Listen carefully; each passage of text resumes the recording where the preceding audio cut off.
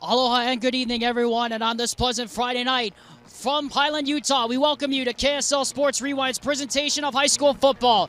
This is the UHSAA playoffs on KSL Sports Rewind, presented by Mountain America Credit Union, a special presentation of Lone Peak football presented by Skin Science Institute. And tonight, the defending champion Lone Peak Knights open defense of their 6A title as they face off against the Copper Hills Grizzlies. Alongside my broadcast partner, Brent Hammer, I'm Alexander Timlov. Good to be with you all again. Alrighty, Hammer, turn to you. First thing I say is wipe everything clean. Everyone starts over 0-0, and that especially includes the Lone Peak Knights. Anything can happen on a Friday night. Anything goes. Both these teams have played great football. Both these teams have played not super pretty football the entire season. So tonight, you're right, 0-0. Winner stays home. Loser goes home. Anything can happen tonight. Copper Hills won the coin toss. They elected to defer their option to receive till the second half. They will look to join the Bingham Miners, who repeated as state champions in 2016 and 17, albeit, of course, 2017 was the inaugural year of 6A football. And, of course, Corner Canyon repeated in 2019 and 2020. Hammer and I will hit the Heidemann and Associates keys to the game later on in the broadcast. But for now, we invite you to sit back in and take it all in right now, folks. First round of the playoffs, and it's win or go home. Knights versus Grizzlies. It's time for the kickoff. The defending champs ready to receive the kickoff. Settle back in and watch, because away we go. It's a short pooch kick that's taken by one of the upmen, trying to avoid the dangerous Cole Christensen. And out of bounds he goes at about the 38-yard line. We'll have to apologize, folks. Our camera is going directly into the sun here at LP Field. Kyle West officially is the man on the return, and Hammer, for the first time, we get to see the Lone Peak offense led by Caden Hodson, who, for lack of a better term, has been consistently inconsistent this season. Caden's a great athlete. Caden's actually a baseball pitcher, and one of the things you'll notice about pitchers is they love to try and make any throw on the field, feet set or not, and that is Caden. Caden's got a great arm, but sometimes it gets him into trouble when he tries to be too much of an athlete, so we'll have to see how that goes tonight. Cole Christensen lines up in the single setback in the pistol. Hudson from that pistol, hands off to Christensen, goes right side, over the right side, the 45. He gets close to about the 48-yard line, call it, and they are going to take that to a first down for the Knights. That's Easton Anderson, who was on the carry, moving the sticks for the Knights. The first play of the game will often tell you a lot about the entire game, and when you can get in a rhythm, it makes everything run smooth, and a first down on the first play of the game is a way to go. Anderson again lines up, double wide receiver to the near side, H-back in the formation. Hodson again from the pistol on 1st and 10 from the 48, hands again to Anderson, goes left side, submarines through, and this time he goes nowhere. Brought down by a whole host of Grizzlies right there. Great stop by Copper Hills. Jaden Rea is the man who is credited with the stop. Remind you, the game clock bug on your screen is the unofficial time here inside LP Field. So they give Anderson about 2 on the play. 2nd and 8 now from midfield even. Again from the pistol. This time, double wide receiver to the left. No H-back in the formation, and Hodson to throw for the first time. Throws the deep post pattern into double coverage, and it's broken up. Incomplete. Covering on the play, Zach Nope. Very appropriate name for a defensive back. Very true. No fly zone in the Copper Hills secondary, but you can see Lone Peak's trying to open it up and say you are not going to put us in predictable play calling situations, because they're going to try and take the top off the defense to spread it all out. Crew McChesney was the intended receiver, the BYU commit. So that makes it 3rd and 8 from midfield here for the Lone Peak Knights. Hodson from the gun, play action, RP over the middle, throws, that's complete, and getting the first down out to the 40, and past the 40 to the 38-yard line. That's Cole Christensen who made the catch, and that'll move the sticks. Yeah, you said it. Cole Christensen's a great receiver, and he's also a safety valve for Caden Hodson, so you're going to see him make a lot of catches tonight. Dominic Leffler, Damon Soroy, the first contact to him for Copper Hills on the play. So that's 1st and 10 now from the 38. Again from the pistol, Hodson. Again from the pistol, Hodson.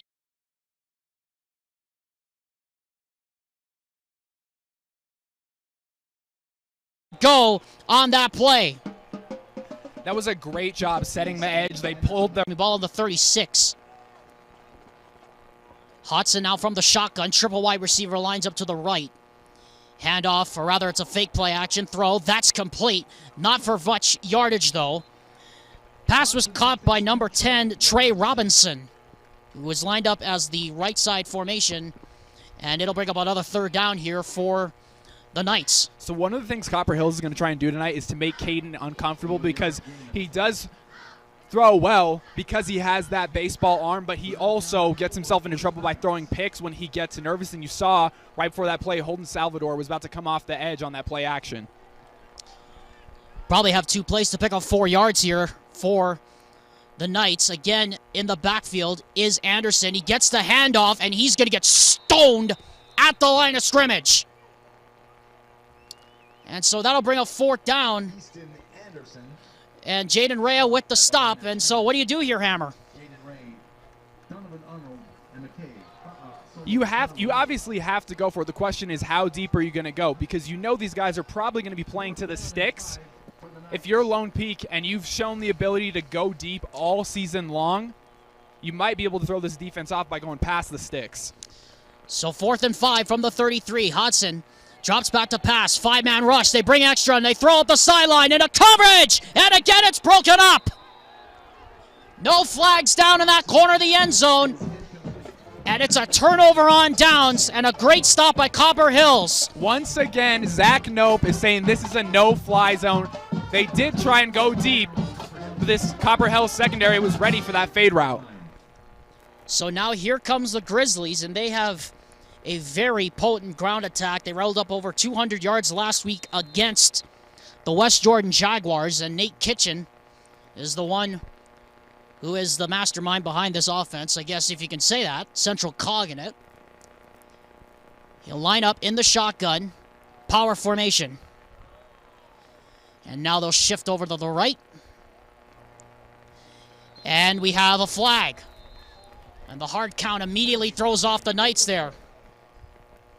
Yeah, anytime you have any movement on offense, as a defense, you're looking to jump that snap count so that you can get to the quarterback or the running back to the ball as fast as you possibly can.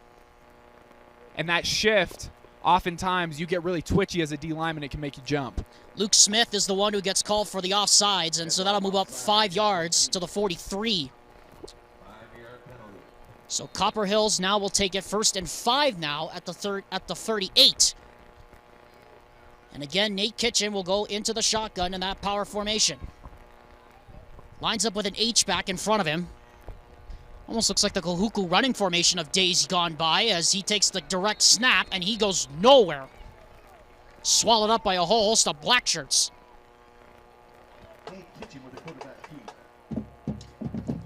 Sid lost 1 on the play, 2nd and 6.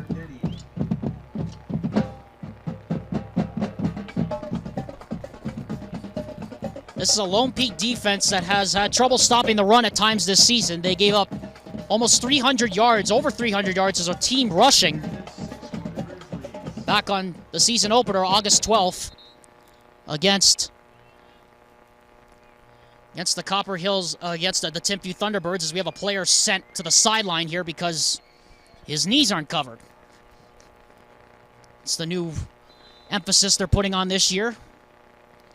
Players have to have their knees covered at all times on offense and defense. Kitchen now from the gun, going to go quarterback sweep left side. He goes nowhere. Swallowed up in the backfield. Immediately hit by Seth Dahl, the senior, and that'll bring up 3rd and long. Yeah, the tough part when you run the ball as much as Copper Hills does, and they run it a lot, Nate Kitchen has more carries on offense than either of the quarterbacks have pass attempts combined. And the unfortunate part is when you get into these 3rd and long situations and you don't show the ability to throw the football, you get into really predictable play calling, which makes calling defense really easy for Lone Peak. 3rd down and 8 now, long 8 from the 35, close to where the Grizzlies started with the football off the turnover on downs. And it's a fly sweep, and it's going to be a reverse pass, and it's caught for a 1st down. So empty the playbook, why don't you, as Branson Thatcher makes the catch, and that's enough to move the sticks. Yeah, look, sometimes I'm wrong, but that was a great play call by Copper Hills to switch it up on everybody. Switch up the predictable play calling of running it up the middle or to the outside, fake a little pass there. What are we supposed to call that one? It wasn't run out of the Philly special formation directly, so we can't really say it was, well, we'll have to come up with that sooner or later. Here's another direct snap, and this time they were ready for that one, Copper Hills. Running back Peyton Karen swallowed up in the backfield again. Actually, it was Kenny Banza, the ball carrier. Luke Smith there to make the stop. Yeah, Luke Smith, he's keying on that running back the entire time because he's really not too afraid of this Copper Hills offense throwing the football. Again, Kitchen goes into the gun. 2nd and 11 now from the 47. Again, that power running formation, and he takes it left side. He'll get about 5 yards, and a penalty flag goes down. And it looks like it's going back. But this might be Hammer, one of the times of the night where if it's a holding penalty, because Copper Hills is so predictable in running the football, you may want to not take some of those penalties tonight. No, and look, 3 yards, 4 yards a carry are awesome if it's just consistently that. But the issue is when you get into these 2nd and 20s, these 3rd and longs, these 2nd and longs, those 3-4 yard chip gains aren't going to get you to that 1st down marker where you need to go if you want to beat Lone Peak. 2nd down, 19. 2nd down, officially 19 now from the 37. Again, we remind you our camera's going directly into the sun, so apologies in advance if we have a bit of trouble identifying the numbers. But at the very least, you can see the jerseys and the numbers in the sun here at LP Field. Here's a direct snap handoff. Kitchen goes up the gut, got about maybe 4. And it'll bring up 3rd down and 16 here for the Grizzlies. You're going to see this Lone Peak defense really has not been convinced that they needed to sell out any way to stop the pass. You're going to see almost 5 linebackers lined up in line on that 2nd level. And if Copper Hills is going to have to switch up what they're doing running the football, because this 1st drive just is not working, especially when you get into these 3rd and long situations. 3rd down and a mile now from the 41. So the last time Copper Hills faced a 3rd and a mile, they went pass. And now they don't even get the playoff, and we're going to get a delay of game penalty, or rather a timeout taken by Copper Hills, and we'll take one with them as well. We'll be back after this word from WGU with no score early on between Copper Hills and Lone Peak. They said I have to take tests when they tell me to. They said my degree would cost a fortune. But I didn't have to listen to them. Because I have a university that listens to me. Tests on your time, courses on your time, graduate on your time. WGU, the University of You. Welcome back, everyone. KSL Sports Rewind's presentation of the UHSAA first round presented by Mountain America Credit Union continues. No score between Copper Hills and Lone Peak, your defending 6A champions. Alexander Timmo alongside my broadcast partner Brett Hammer here at the home of the defending champs. And while we have a minute here, Hammer, let's touch on one of the Heidemann Associates keys to the game, presented by Heidemann Associates, the full-service law firm that's committed to winning for their clients.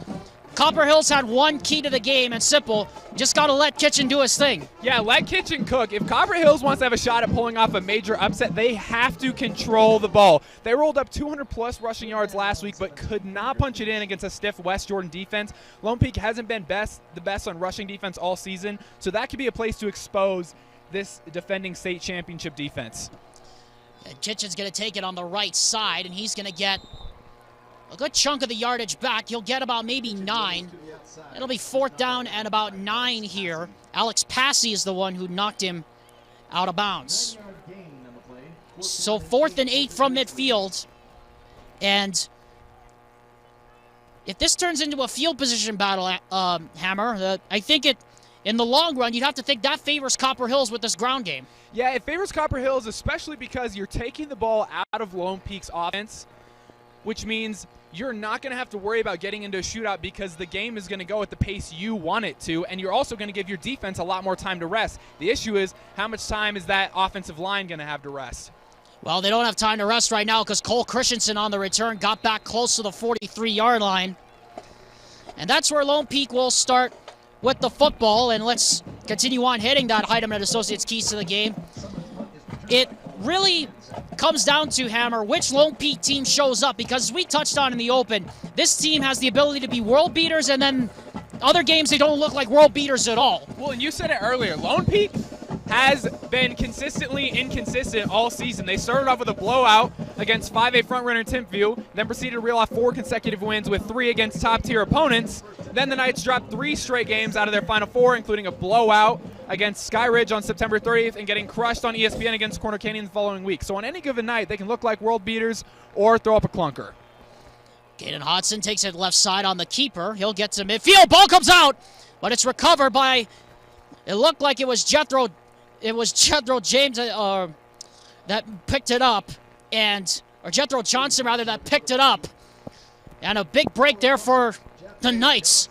That's a good heads-up play by Kelemete Fa'asa'utaulo, because that ball popped out, but he could have scored. He could have ran right to the end zone. So great heads-up play. Yeah, Jethro Johnson saved the Lone Peak Knights a whole bunch of headaches right there on that sideline. Play action. Hodson! Got away from one, got away from another. Not the second, third, and fourth wave to get him. They swallow him up. Yeah, it looked like there was a little bit of a misunderstanding, miscommunication there, because the running back seemed to run the wrong way, and Caden Hodson looked a little flustered, which is unfortunate, but he was able to get a stiff arm down and get back, and only you lose 3 instead of 8. McKay Tauloa officially gets credited with the sack. And that makes it 3rd and 4 now. Loss of 2. It could have been a 3rd and 10. Now it's a 3rd and 4. So not nearly as a disastrous play as it could have been for the Knights. No score here in the first quarter. Hodson, play action. Throws, it's picked off! Intercepted! Just like we talked about on the RPO. Donovan Arnold with the pick, and Copper Hills in business. Lone Peak runs a lot of RPOs. The unfortunate part about that play is with Caden Hodson forgot to read Donovan Arnold at that outside linebacker spot and gave it right to him. They're lucky that catching that underneath route, they were lucky to stop him on Donovan Arnold's way to the end zone. And we talked about it earlier. They have had trouble in the past taking care of the football, Lone Peak. That's been one of their bugaboos. And there's the first one of the game. So 1st and 10 CH now from the 42. Kitchen in the power formation. Takes it on the sweep left side. Gets a block. Takes it to the left side. And he'll get maybe 4. Knocked out of bounds on that far sideline at about the 39-yard line. On that 3rd and 20, they definitely liked what they saw, because they went ahead and ran that same outside pitch, or that outside counter right again. So let's see. Copper Hills might like what they have on setting this edge. 2nd down now, 7. Just underway here, late first quarter. Alexander Timolet, Brett Hammer here at Lone Peak High School. Kitchen from the gun, staring into the face of that front. Now it's a dive play, and they're close to first down yardage. Getting close there to first down yardage is Zach Nope, who normally plays on the defensive end, and it's going to be 3rd down and call it maybe 2. If he would have gotten to the outside, Nope would have been in the end zone. So good heads-up play by this Lone Peak defense, selling out to stop the run on that reverse. 3rd down now, 2. Another big 3rd down here early in this game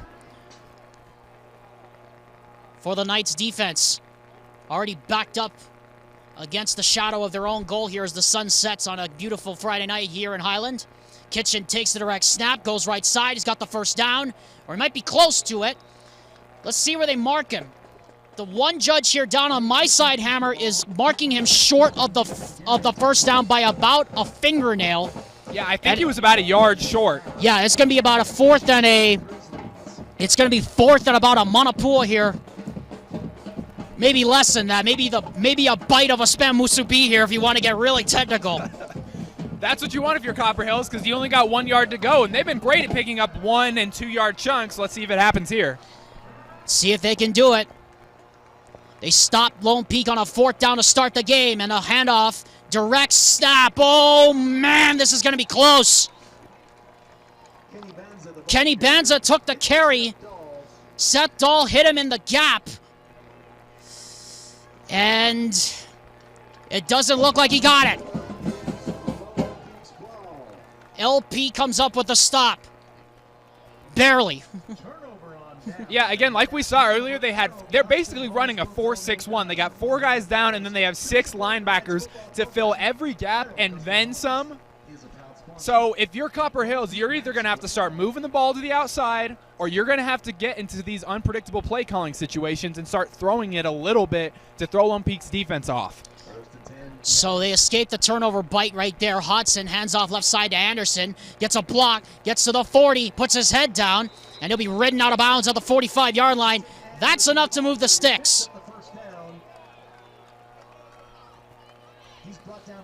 Dominic Leffler with the stop, but not before. Easton Anderson picked up another first down there for Lone Peak. Yeah, Copper Hills is going to have to start making Caden Hodson uncomfortable like they did on the drive right before. Otherwise, Lone Peak is going to continue to do basically whatever they want. No score here late in the first quarter. Christensen in motion. Hodson looking, throws. It's complete in the middle of the zone. That's McChesney. And McChesney's going to battle his way close to the marker. Nope, they're on the contact. And it'll be second down and about a yard here with under a minute to go here in the first quarter. Great throw by Caden Hodson. Didn't like what he saw here on the left side. Went back to Crew McChesney on that deep slant route, getting him almost to the first down on that first play. Final 30 seconds of the first quarter, what we likely think will be the last play, barring a penalty. Anderson once again lines up as the single setback in the pistol behind Hodson. And they give to him right side, and he gets the first down and more, and he's got it at the 35-yard line. Houston Anderson, the ball carrier, picks up the first down. They'll move the chains. Pickup of about 9 on the play. And that will take us to the end of quarter number 1 here in Highland, Utah. A defensive struggle, but you'd have to think this favors the Copper Hills Grizzlies in the long run, but we still have a long way to go. No score here on KSLSports.com.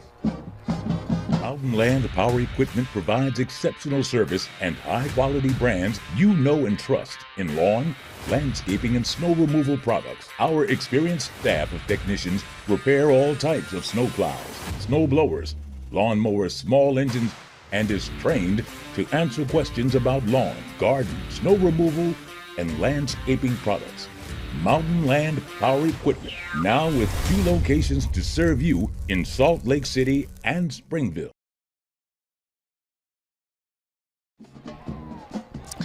KSL Sports Rewind's presentation of the UHSAA 6A playoffs continues here on KSLSports.com. This is Lone Peak Football on KSL Sports Rewind, presented by Skin Science Institute. Alexander Timberlake, Brett Hammer here. No score between Copper Hills and Lone Peak. Defending champs being tested here thus far, Hammer, but so far they haven't broken. No, but also Copper Hills is controlling this football game. Don't get it twisted. They're controlling the clock. We made it through the first quarter, with Lone Peak only having 2 drives on offense. They're not letting Lone Peak just put the ball in the end zone. Screen here down. And this is Christensen. Makes a move. Christensen first down inside the 25. Cole Christensen with those shifty moves. Barrett Sopoanga finally got him down, but not before he got 12. Look, if you want to get your quarterback in rhythm, you want to get smart plays, get your best player, your best athlete in space and let him work, and that's what Cole Christensen did right there. First and 10 from the 24 as the sun now sets behind the mountain range behind Utah Lake. From the 24 now, first and 10.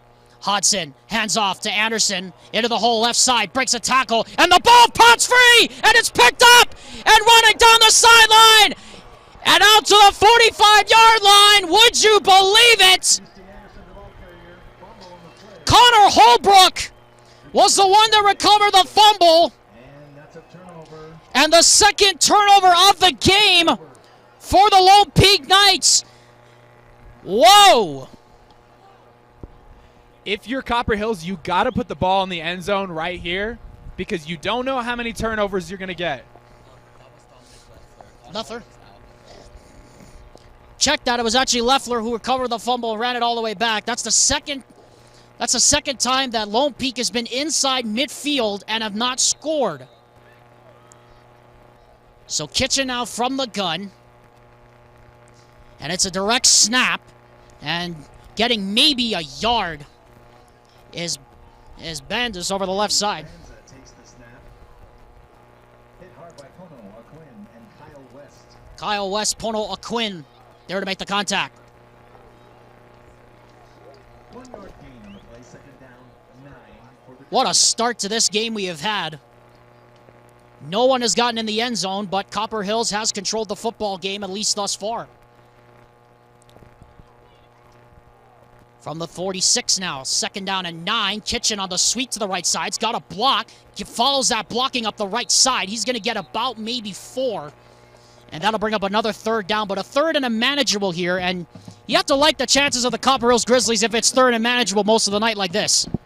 Yeah, and right there we saw, like we talked about just a little bit earlier in the first quarter, Copper Hills is doing a great job once they get their big boys on the outside, messing with those DBs and linebackers a little bit. So put your offensive linemen in space, make those boys athletes, and move the ball down the field. Another third down for the Grizzlies. They've converted none of them here so far. Kitchen takes the snap, goes to the right side, puts his head down, submarines forward. He's going to get 2. And 4th and 4 coming up here, and decision time coming up here for the Grizz. brought down by Kyle West and C.J. Rubel. West and Rubel are the ones that knocked him down. And here comes the punt unit, and again, Hammer, that's, even though they couldn't put it in the end zone, you still have to think that's a win for Copper Hills to not let Lone Peak get in the end zone. It is, but it also could be looked at as a win for Lone Peak. They've turned the football over twice on underneath plays where Copper Hills could have put the ball in the end zone, and both times their defense has been able to come out and get a stop. Short punt floats out of bounds at about the 30. Jacob Simmons' punt goes out of bounds. Simmons' punt floats out of the 30, and it will be marked, I think, close to the 35. That's where they will mark it. Over at the 35-yard line. It's a good time to remind you, KSL Sports Rewind's presentation of the UHSAA playoffs is presented in part by Heidemann & Associates, the full-service law firm that is committed to winning for their clients. Contact them online at utah.law, or you can call them at 801-754-4240 today to schedule your free consultation with them. Alexander Timolip and Brett Hammer here at LP Field in Highland, Utah, on a beautiful night for football. It is a bit chilly. 1st and 10, Knights. Knights take over 1st and 10 at their 35. Hodson looks to his right. Gonna take a shot. He's got Christensen behind the defense. Got him. Hodson to goal, Christensen. Inside the 10. 1st and goal. Down to the 10-yard line, a 55-yard gain. 55 on the pickup. And that's exactly what we wanted to see right there. Yeah, no secret. He's fast. And they've been able to keep these short yard gains, but now Lone Peak is telling you, we want to take the top off the defense. We want to put fear in that secondary so that we can continue to move around, do whatever we want. And, yeah, Cole Christensen's fast, no secret about it. Yeah, that is just a bit of an understatement there, Hammer. Just a bit of an understatement. Into the I formation go the Knights, and now we have a timeout signaled and granted to Bart Brockbank. And we will take one with them as well. We'll be back after this word from UCCU with the score remaining 0-0 here at LP, but the Knights are threatening. At UCCU, we'll provide you with a low-rate line of credit that makes it easy to access the equity in your home with no fees or closing costs. Simply complete an application on your phone or computer and select the low-rate option you prefer. And then sit back and enjoy the peace of mind that comes from knowing you have a low-rate line of credit. Ready for whatever life throws at you. To learn more or start your application, visit uccu.com or stop by any branch.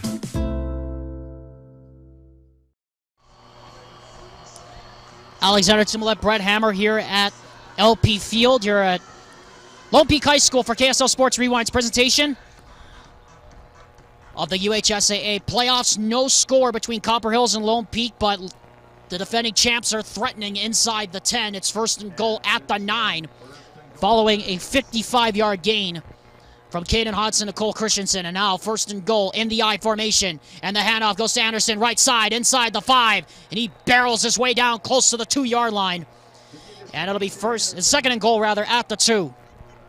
Even if Lone Peak scores here, Copper Hills has to make them earn it, because even if you can only let them get chip plays, and even if they score, you cannot let them take the top off the defense and move you however they want, because as soon as that happens, morale goes out, the air goes out the bottle, and this upset of the state champs goes away.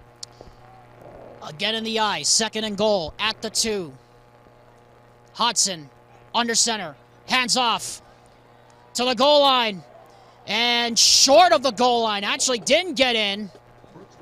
Brooks Wild, the ball carrier, and he got nailed to the door like he was one of the 95 Theses. Yeah, and he didn't get in. He had a hole on that left side, but you got to love linebackers that fill. And that's how they're in. They're running a good man coverage out here. Fill those gaps. Third down and goal now from about the half-yard line. About as close as you can get. They split 2 wide receivers, and now we're going to have another timeout. This time it's called by Copper Hills as they were not set defensively. So, Hammer, as we take a look at the first quarter and a half here so far, we're almost halfway home here in the first half. I think you and one of our buddies, Travis Hodson, whose cousin Caden is playing tonight, notably for the Lone Peak Knights. We actually talked about it being a low-scoring defensive game, and here we are, no score, almost halfway through the second quarter. I mean, anytime you run the ball this much and you limit how many possessions each team gets, it's going to be a low score. And again, even if Lone Peak scores here, it's not the end of the world, because Copper Hills is making them have to earn it in the red zone, as they've done the entire field. The difference is going to be this Copper Hills offense. The Grizzlies have got to get big plays. They've got to put this Lone Peak defense on their heels to show them we can play with you. Third down and goal now from about the half-foot line. Again, Anderson will be in the I formation, dotting it with Hodson under center. Christensen and McChesney are the 2 wideouts in the 22 personnel. Everyone pinched up tight. Hodson sneaks it. Touchdown! Caden Hodson takes it into the end zone for a nice touchdown. And with 7:31 to go here in the quarter, it's the defending champs who are on the board first.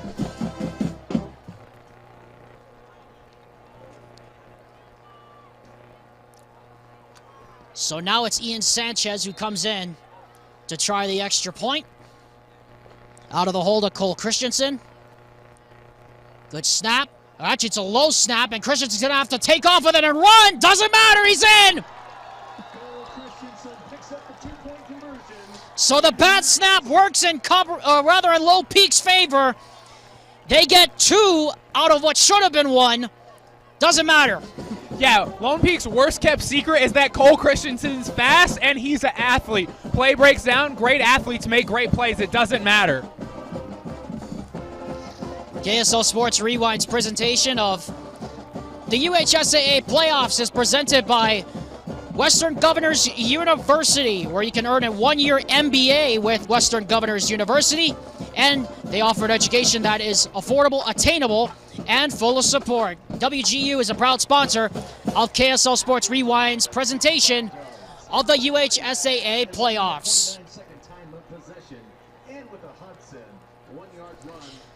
8-0 Lone Peak. The defending champs on the board first.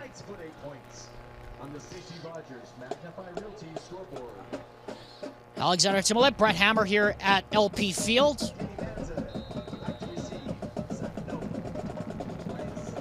Sanchez set to kick off.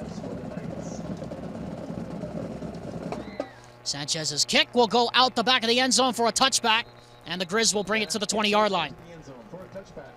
So big drive coming up here for the Grizzlies after really what you have to think is a rather demoralizing touchdown drive on that last sequence. Demoralizing touchdown drive and demoralizing extra point, because anytime you go from what should be a stop to turns into not 1 but 2 points, that pulls the air out of the defense a little bit as well. If you want to pump air back into that defense, this offense has got to put points in the end zone. It's got to be a one-possession game. It's got to be close, hopefully tied going into half. From the 20-yard line now, Kitchen back in there. 1st and 10. And Kitchen takes the direct snap up the gut, and he's got a hole. And Kitchen gets over the 25 out to the 28-yard line. Got about 8 on the play. Yeah, you saw that formation. The Grizzlies had 2 receivers out, which takes guys out of the box a little bit, which is why they were able to move it up 8 yards up the gut. Approaching 7 to go here in the first half, what's been a fast-moving game. Kitchen lines up again in the backfield. Takes the direct snap again, but we have a flag. And it looks like it's going back. Suspect false start. Or rather, it's an offside against Lone Peak, so that's going to make it a 1st and 10 for the Grizzlies. That's the second time we've seen that tonight. And it's the first time that we've seen the Grizzlies go this far spread out with receivers on the outside, which now is giving some unpredictability to the offense and making the Lone Peak defense have to guess whether it's going on. Jackson Murray now in the gun. He's the regular quarterback now, and again, excuse me, another offside. That's the 3rd one.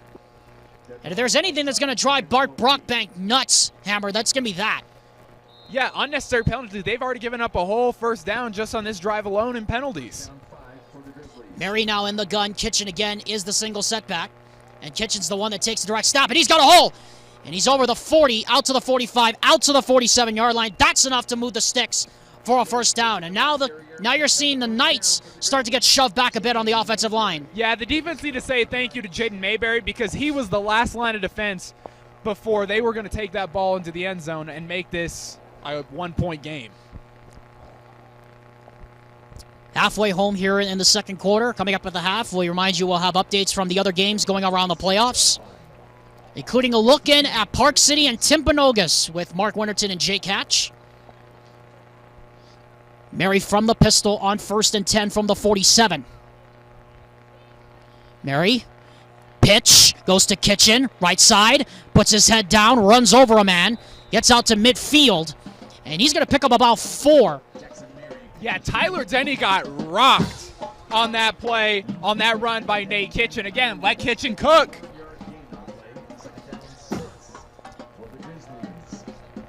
It's what we said coming in, Hammer, was going to be the key coming in, and I remember you telling me at West that you played defensive back in your day. You don't like seeing running backs like Kitchen come down into your face like that. No, as a DB, low-key, you don't want to tackle. Ha!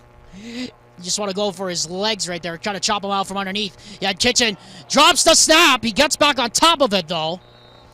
And no pointing from the Lone Peak players, and so it'll be 3rd down and 11. And now it's 3rd down and a mile here, and now what do you do?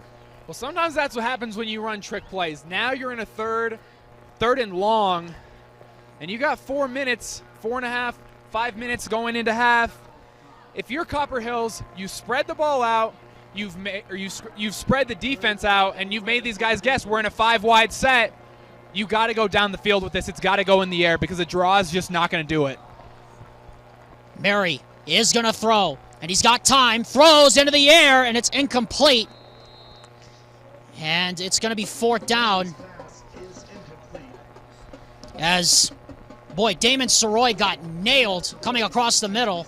And it's 4th down, and again, LP's going to get the football back. And a really disappointing one there for the Grizzlies. They really had something going. Disappointing for a number of reasons. First off, a slant route on 3rd and long, unless you're just going to be one of those anomalies that splits the safeties and takes it up the middle, that's not the route that's going to get you the 1st down there. Summons the punt. Good snap, good snap there, and it floats away again out of the reach of the return men, and out of bounds it goes. And it will take us to the 35, 36, 37, 38-yard line. The Knights will take over on the 37-yard line. So, Hammer, they uncorked the deep ball on that last drive. It really wouldn't surprise me, though, if they go back to that same play again here on this first play of the drive. Well, the funny thing about that deep play to Cole Christensen was there were two DBs over there. The corner had safety help. So what I bet you're going to see is you're probably going to see this cornerback, he's close to 5-6 yards off because he's saying, look, you might go underneath, but you are not beating me over top. It's a pride thing. DBs have most pride of any position group on the field. And they are going to throw it over the middle, and again, it's overthrown and incomplete. And a flag comes in from the back, a late one. Hodgson's pass is incomplete. Penalty marker on the field. Don't know what this could... Sean Blanton, the intended receiver. Don't know what this could be. Sean Blanton, the intended receiver. But it came in from the back, Judge. You wonder if it's... No, it's a hands to the face foul. In the back against Copper Hills. It's a hands to the face foul against Copper Hills, and that's a first down.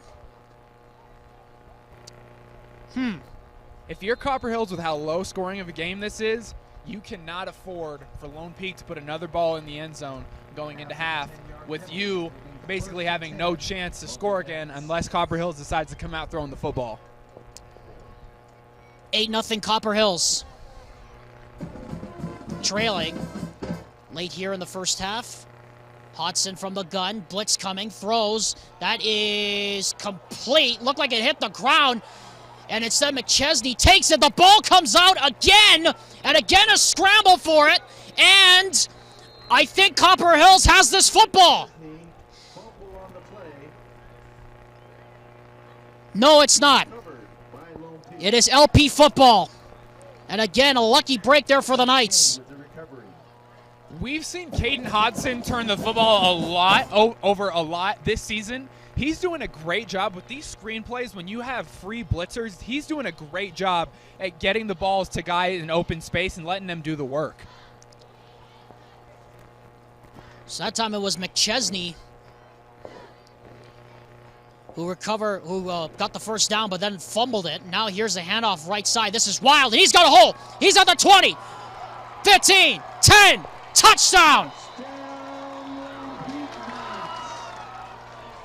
No flags, 42-yard touchdown run for Brooks Wild. Yeah, they took a page out of the Copper Hills playbook, pulled that left guard, and Brooks Wild stayed right behind him until he picked up the block, and he was all the way to the end zone. Touchdown run.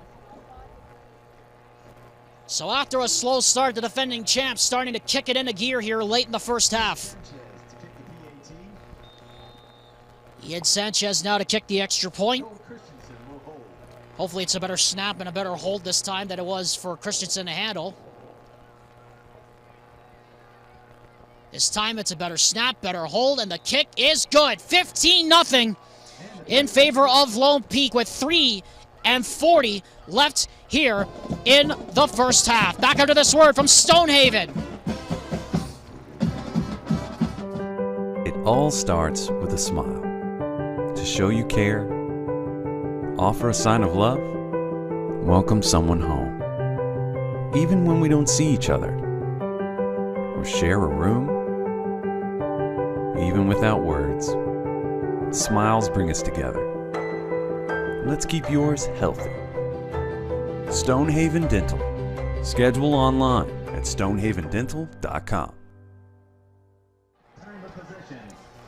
KSL Sports Rewind's presentation of Lone Peak football presented by Skin Science Institute as part of the UHSAA playoffs. Presented by Mountain America Credit Union continues 15-0. Lone Peak, your defending champions, leads. Alexander Timolip alongside Brett Hammer at LP Field. Sanchez is set to kick off. Kickoff is a bit shorter this time, but it will once again not be returnable, and it will be a touchback. The Sanchez kick goes into the end zone for a touchback.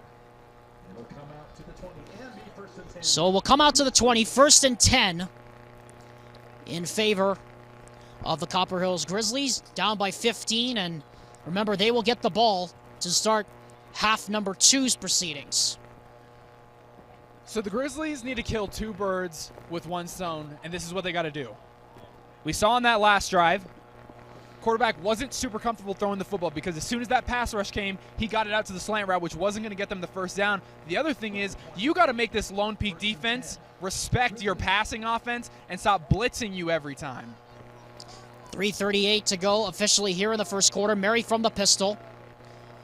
And he gives it up the middle of the kitchen, and he gets nailed to the door right as he got the football at the 19-yard line.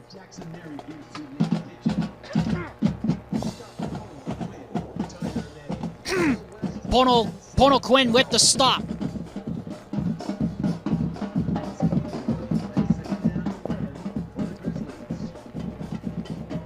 Lost about a yard on the play. Now 2nd down and 11 from the 19. Obvious passing down here for Jackson Mary. Staring into the face of that 4-man front. And here they come. Mary rolls to his left, throws on the run, and that's incomplete, intended for Nope. And it'll be 3rd down again. 3 minutes going into the second half, when you're down 15 points to the defending state champions, this is not the time to be getting your quarterback warmed up throwing the football, which is why there was so much of an issue. They couldn't get the run game going, and now that they're desperate, now they have to get the quarterback warmed up and in rhythm, which is why they're having issues here. And they're in they've been in it all night, 3rd and long.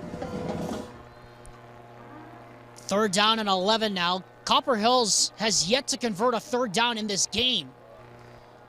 Mary looking, throws over the middle. That pass is incomplete as Nope got upended. And it will be 4th and long, and again, a 3-and-out for Copper Hills, and they'll have to kick it away. It was actually a smart throw. Put enough touch on the ball to get it over the linebacker. The issue is sometimes when you're a receiver and you go up like that, there is a real fear of coming down and getting blasted by that linebacker, and you play mind games with yourself, and you make a drop. Christensen again back to return. It's a line drive kick. It'll go past Christensen and come into his arms at the 49. Gets a block at the 45. At the 40. 35. And he gets brought down right there at the 35. And so that's where the Lone Peak Knights will start, but there is a flag down on the far side of the field at the 27-yard line, and where the yellow hanky is tossed, I suspect this is coming back.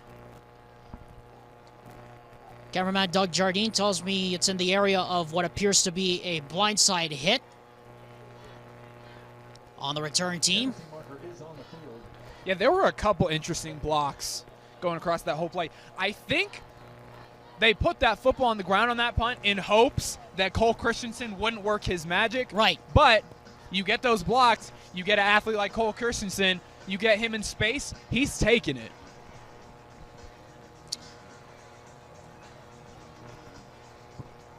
And it's a face mask, in fact, against the Copper Hills Grizzlies on the return, so it'll be 1st down for the Lone Peak Knights, and this is going to march the football inside the red zone. Well, as if it couldn't get any worse, now they're right on the doorstep of the red zone. They're on the doorstep of the red zone on the first play of the drive, and worst of all, this offense is comfortable because they've run it on the Grizzlies as well as thrown it deep, so they can do anything they want here. Hodson hands off to Anderson, right side. Gets into the stack. And he gets about maybe 4. Off that right side. Taking a look at the red zone show right now on KSLSports.com. Viewmont leads Cedar Valley 14-7. Late in the first half. Dane Stewart, Moose Bingham have the call for you on that one. Reminder, you can listen to the red zone show on the radio only for right now because of the Jazz game that's going on. Or rather, only watch it live on the app right now because of the Jazz game that's going on the radio. Hudson drops the pass, pressure coming, throws, that's complete to Christensen, cuts back, makes another man miss, ball comes out again! And I think once again Copper Hills might have this football. Or do they? Copper Hills ball! Recovered by the Grizzlies. I was just thinking to myself, right now would be the time for Copper Hills to pick up another turnover. But you have to. I sound like I'm beating a dead horse, but if you're Copper Hills, you have to score here because it does pump you up a little bit when you get the turnover, but it's actually demoralizing when the defense gets the turnover and the offense does nothing with it. It flips that momentum completely. So Copper Hills has to get in the end zone here, take it 15-7 going into half, and just control the clock. Well, you're beating a dead horse. I hope you didn't leave the head in the bed like Jack Woltz did in The Godfather. Gussie Litzer would get that reference as Kitchen takes it to the right. And he's going to get about maybe 2. Out to, call it, about maybe the 15-yard line. So what's confusing for me is they're averaging about 4 to 5 plays a carry on each one of these runs that they take to the outside. And I get that you don't want to abuse it, but when you're in a situation like this where you're giving the ball up in the red zone, not abusing a play is not an excuse. You got to put the ball in the end zone. You can worry about predictable play calling later. 2nd down and 9 now from the 13. 1:40 to go here in the first half. Again, Kitchen in there, in the gun, takes it to the left, gets a couple of blocks, cuts it back, hurdles over a man, and he gets to about the 16-yard line. Remember, Copper Hills is going to get the football to start the second half, so it's not exactly the end of the world if they cannot get a first down here, because they will get the football to start. But again, like you said, Hammer, as Lone Peak's going to take a defensive timeout to stop the clock. By the way, they have all 3 left, and now they have 2. Really, the difference in this game so far is Copper Hills has 3 takeaways, but no points. No points, and the issue is going to be in this 2-minute drill, running the football is going to cost all of your timeouts. So you're either going to have to get a first down every time, come up, spike the ball, run, hurry up, or what is probably more effective is switch up these formations, because we saw on that last drive, Lone Peak got really uncomfortable as soon as the Grizzlies started moving these guys out wide. So you got to switch up the offense, move guys around, make this Lone Peak defense confused, because if they key on the run, we've seen they're going to stop it all night if you let them blitz all 10 guys and just leave a safety back there. They're putting 10 guys in the box. Yeah, they are. You're not going to run the football on the inside if you got 10 guys in the box. Yeah, that is true. It basically is like broken record. Like they're like Brockbank. All he has to do is call cover 1 every single darn play, and here we go again. Yeah, he's running engage 10. Usually you run engage 8. He's running engage 10. They're just leaving a safety, and they're lining everybody up 5 yards off the football. 3rd down and 6 now. Kitchen gives on the fly. Sweep! And nowhere to go for Zach Nope as he got pummeled in the gap. And LP will use their second to last timeout here with 1:20 left to go. Nathan Darrington dropped the sledgehammer. Like I said earlier, this is demoralizing for this Grizzlies defense because they're doing everything they can to give this offense opportunities. And as a defensive player, you get so hyped up, so gassed up when you get these turnovers. But it is a little disappointing when you look at the offense and you say, guys, we are giving you every opportunity that we can to help you guys put the football in the end zone. And it takes so much out of you because you almost feel like you're not being appreciated for what you're doing. Well, at the very least, Copper Hills will get the football to begin half number 2. Checking in again on the red zone, Olympus leading Payson right now 10-0. That game is going on with Jeremiah Jensen and Stevenson Sylvester on the KSL TV app. And that game has about 5 minutes to go in the second quarter. Here it's 1:21 to go officially here at LP Field. Alexander Timblett, Brett Hammer. As Simmons' punt is a left-footed wobbler that will travel to the 50 and will die right there. Christensen says to get out of the way with it. Great job by the punter. Way to make a play. They saw that they had Cole Christensen up on that top side hash, and he said, look, we're going to put it on the other side of the field to get our guys more time to get down there. It was also a little bit of a late punt, allowed those gunners to get down there if Cole Christensen was to catch it. Great job by the special teams for the Copper Hills. Grizzlies have the Knights hemmed in here on every angle now as Bart Brockbank's going to go 5 wide. Yeah, they're throwing the football here, and they're going deep. And they definitely are, at least underneath-wise. That pass is caught. And stepping out of bounds after making the catch is Trey Robinson. First time we called his name tonight. And again, thanks to that Cole Christensen touchdown that we saw, the first score of the game, now Copper Hills has to respect everything because they're getting a little bit twitchy, a little bit nervous, saying all we want to do is make sure that they don't score. But anything can happen in the 2-minute drill. Anything can happen. I threw the inquisitive look over your way as Hodson drops back to pass. Now it's to run for his life. Throws and just throws it into the bench. Watson's pass is incomplete. I thought you were going to be Tony Romo there for a second and actually call a touchdown there, Hammer. I was waiting for it. Honestly, I get these thoughts that come into my head, and I just remember how much people hate when Tony Romo calls the plays beforehand, so I don't. But I will say, the last game you and I did together, I called a forced fumble, a muffed snap before it even happened. So, sometimes when you know. I'm shooting a look over there to our cameraman, Doug Jardine, because I'm gonna need some written evidence on that from the camera on the last one. Anyway, here's Hodson on third down. Throws. That's complete. Sitting in the zone and making the catch for the first down at the 35. That's Sean Blanton with the catch, and that's a first down. Sean Blanton is a heck of a receiver. He's big, strong, he's fast, and he has great hands. I saw him do a one-handed corner route in the back of the end zone earlier during warm-ups. That's as Robinson makes the catch down at the 30. Again, clock will run. They're well within range for Ian Sanchez, whose long this year was 55 against Skyridge back on September 30th. Now here's Hodson on second down and 5. He takes a shot into the corner, and it's picked off again. Zach Nope with the interception, but it looked like he shoved off on Sean Blanton. And it's going to be, and it looks like it's going to be a pass interference against Zach Nope. I think we saw it from well over here that Nope got two hands on the back of Blanton and shoved him. Yeah, that one's coming back. The unfortunate part is Blanton was actually in position to make the play on that football because the ball was overthrown. The push was unnecessary. And again, you have these 0-to-hero moments where that could have been a huge momentum shift for Copper Hills to take it 15-0 going into the half. But now you're going to move the football even further for this Lone Peak offense and give them yet another chance to score.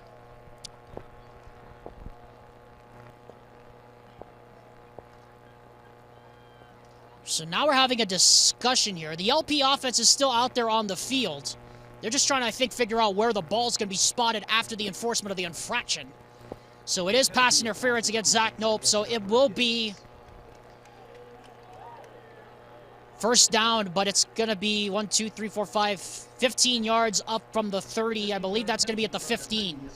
Well, and you're going to notice here, watch this Grizzlies defensive line. These guys are getting tired. They have been on the field for so long. And again, morale's a little bit low because they keep picking up these turnovers and they're feeling a little underappreciated because these Grizzlies offense not doing a whole lot with it.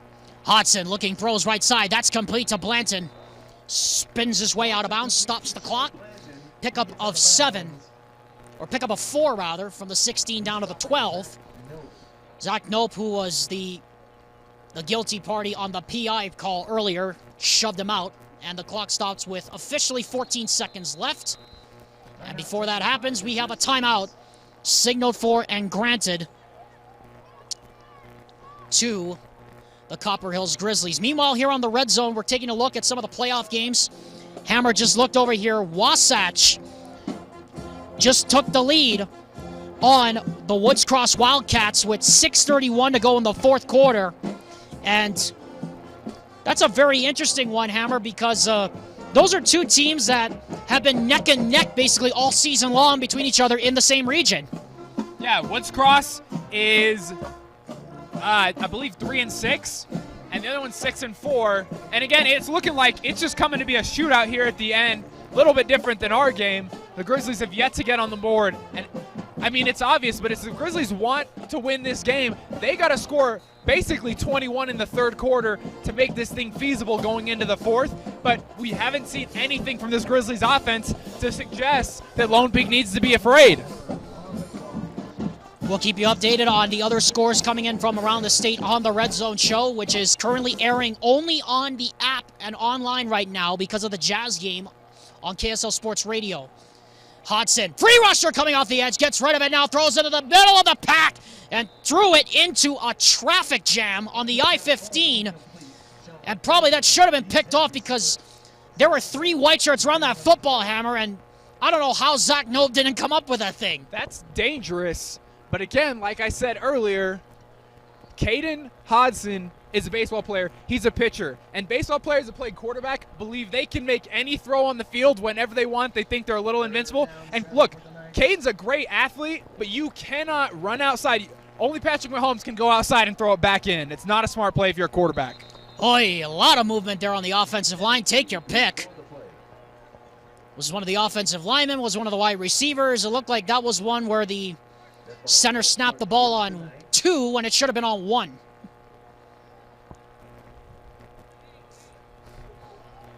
Just glad they don't have a microphone down there, Hammer, because it was false start, looked like on everybody but the center. Look, if you're the Grizzlies, you just got to go bit by bit, chip by chip, little by little. Just get every win that you possibly can and not letting them score on that 3rd down, getting the pass break them on 2nd down, getting a stop right here, making it go into 4th down, run the clock out. Those are all the little things you need to do to make this game as manageable as you possibly can. 8 seconds officially left here in the first half. It's going to be 3rd down and 12 as Bart Brockbank is trying to figure out where the spot of the football is on the field. In fact, I think we're trying to reset the clock. I think that's what it is. Officially, there should be 9 seconds left here in the first half. As we have a minute, Timpanogos and Park City late in the 2nd quarter. They are in a 28-0 hole, the Timberwolves are. The winner gets Lehigh next Friday. Meanwhile, it's Caden Hodson on 3rd and 12. Dropping back to pass. Throws. Got a man open in the corner of the end zone. Laying out Christensen. Couldn't come up with it. Great play, though, by Caden Hodson. He knew he had the corner on the backside. He watched the right side the entire time, and as soon as he made that break on the corner route, he put the football exactly where it needed to be. Fortunately, couldn't come up with it. That would have been a terrific catch by Cole Christensen, and that certainly would have made the Rewind top 5 if that had happened. But so now here comes Christensen back to the line because he's got a hold for Ian Sanchez. This a 37-yard field goal, call it, from the right hash. What will be the final play of the first half. Good snap, good hold. The kick is on its way, and the kick is good. And that will take us to the end of half number 1 here at LP Field as Lone Peak takes an 18-0 lead after starting relatively slowly. Okay, Hammer. A relatively sloppy first half by Lone Peak. They gave up the ball 3 times, but they got away with it. I don't know about you, but I still think Copper Hills still has a shot. Copper Hills should feel like they had a shot. Look, it's not great to give up a field goal because now, because of that 2-point conversion, you have to score 3 touchdowns or go for it in order to make this thing manageable. But again, another win by this Grizzlies defense to not allow a touchdown. Again, they started, I think this is the 2nd drive that Lone Peak started in their own red zone, and the defense was able to come up with a stop. So the defense is the MVP for the Grizzlies right now. The difference is going to be this offense has to find a way to score the football. And that might be, you got to get this quarterback warmed up because he's not warmed up. We've seen both of his passes. He's been a little bit nervous, a little bit twitchy. The Grizzlies got to get the quarterback and the pass game in rhythm because right now, like we're seeing, they're putting 10 guys in the box, and you're not going to run the football with 10 guys in the box. You got to open this thing up. We'll see if anything changes in the second half. Copper Hills has 24 minutes to turn this deficit around, or the Lone Peak Knights will open defense of their UHSAA 6A title with a victory, moving on to the second round. But we still have a long way to go, folks, to determine the outcome of this one. At the half, it is the defending champ Lone Peak Knights 18 and the Copper Hills Grizzlies nothing. We'll be back for the second half after this word from our sponsors, and we'll look forward to what's on tap in the second half. We'll be back with KSL Sports Rewind's presentation of the UHSAA playoffs. After this is Lone Peak Football, presented by Skin Science Institute.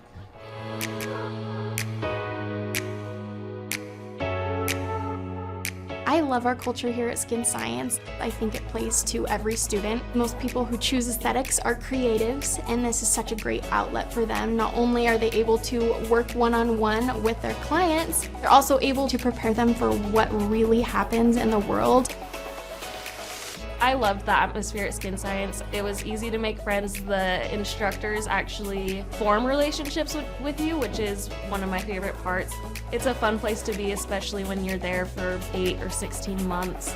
I actually miss it now. Skin Science does a phenomenal job on providing students the foundation they need to be able to jump into a career in medical aesthetics. During their internship at Arlani, they can expect to assist the practitioners with all things injectables such as Botox and dermal fillers. They assist with all of our medical facial procedures and then also with our body contouring procedures. I would 100% recommend Skin Science Institute to anyone that's looking for an aesthetics program. I did not attend Skin Science Institute, but having worked here and seen how the staff and instructors care about their students and want to watch them grow and succeed, we are dedicated to helping our students feel confident in every service that they perform.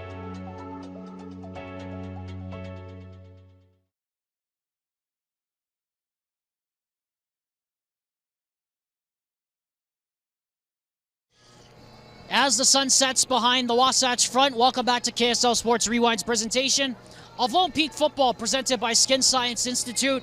This is the UHSAA playoffs on KSL Sports Rewind presented by Mountain America Credit Union. As we get set to start the third quarter, Copper Hills and Lone Peak here, the defending champs leading 18-0. Alexander Tim up alongside Brett Hammer. Well, Hammer, it was a tale of two. I guess we could tell two sides, really. Copper Hills' defense is doing what they can to hold them in the game. The offense is not doing their part to hold them in the game right now. So here's the weird thing. Usually when you lose the turnover margin, when you lose the turnover battle, especially by a significant margin, I think, what are we at?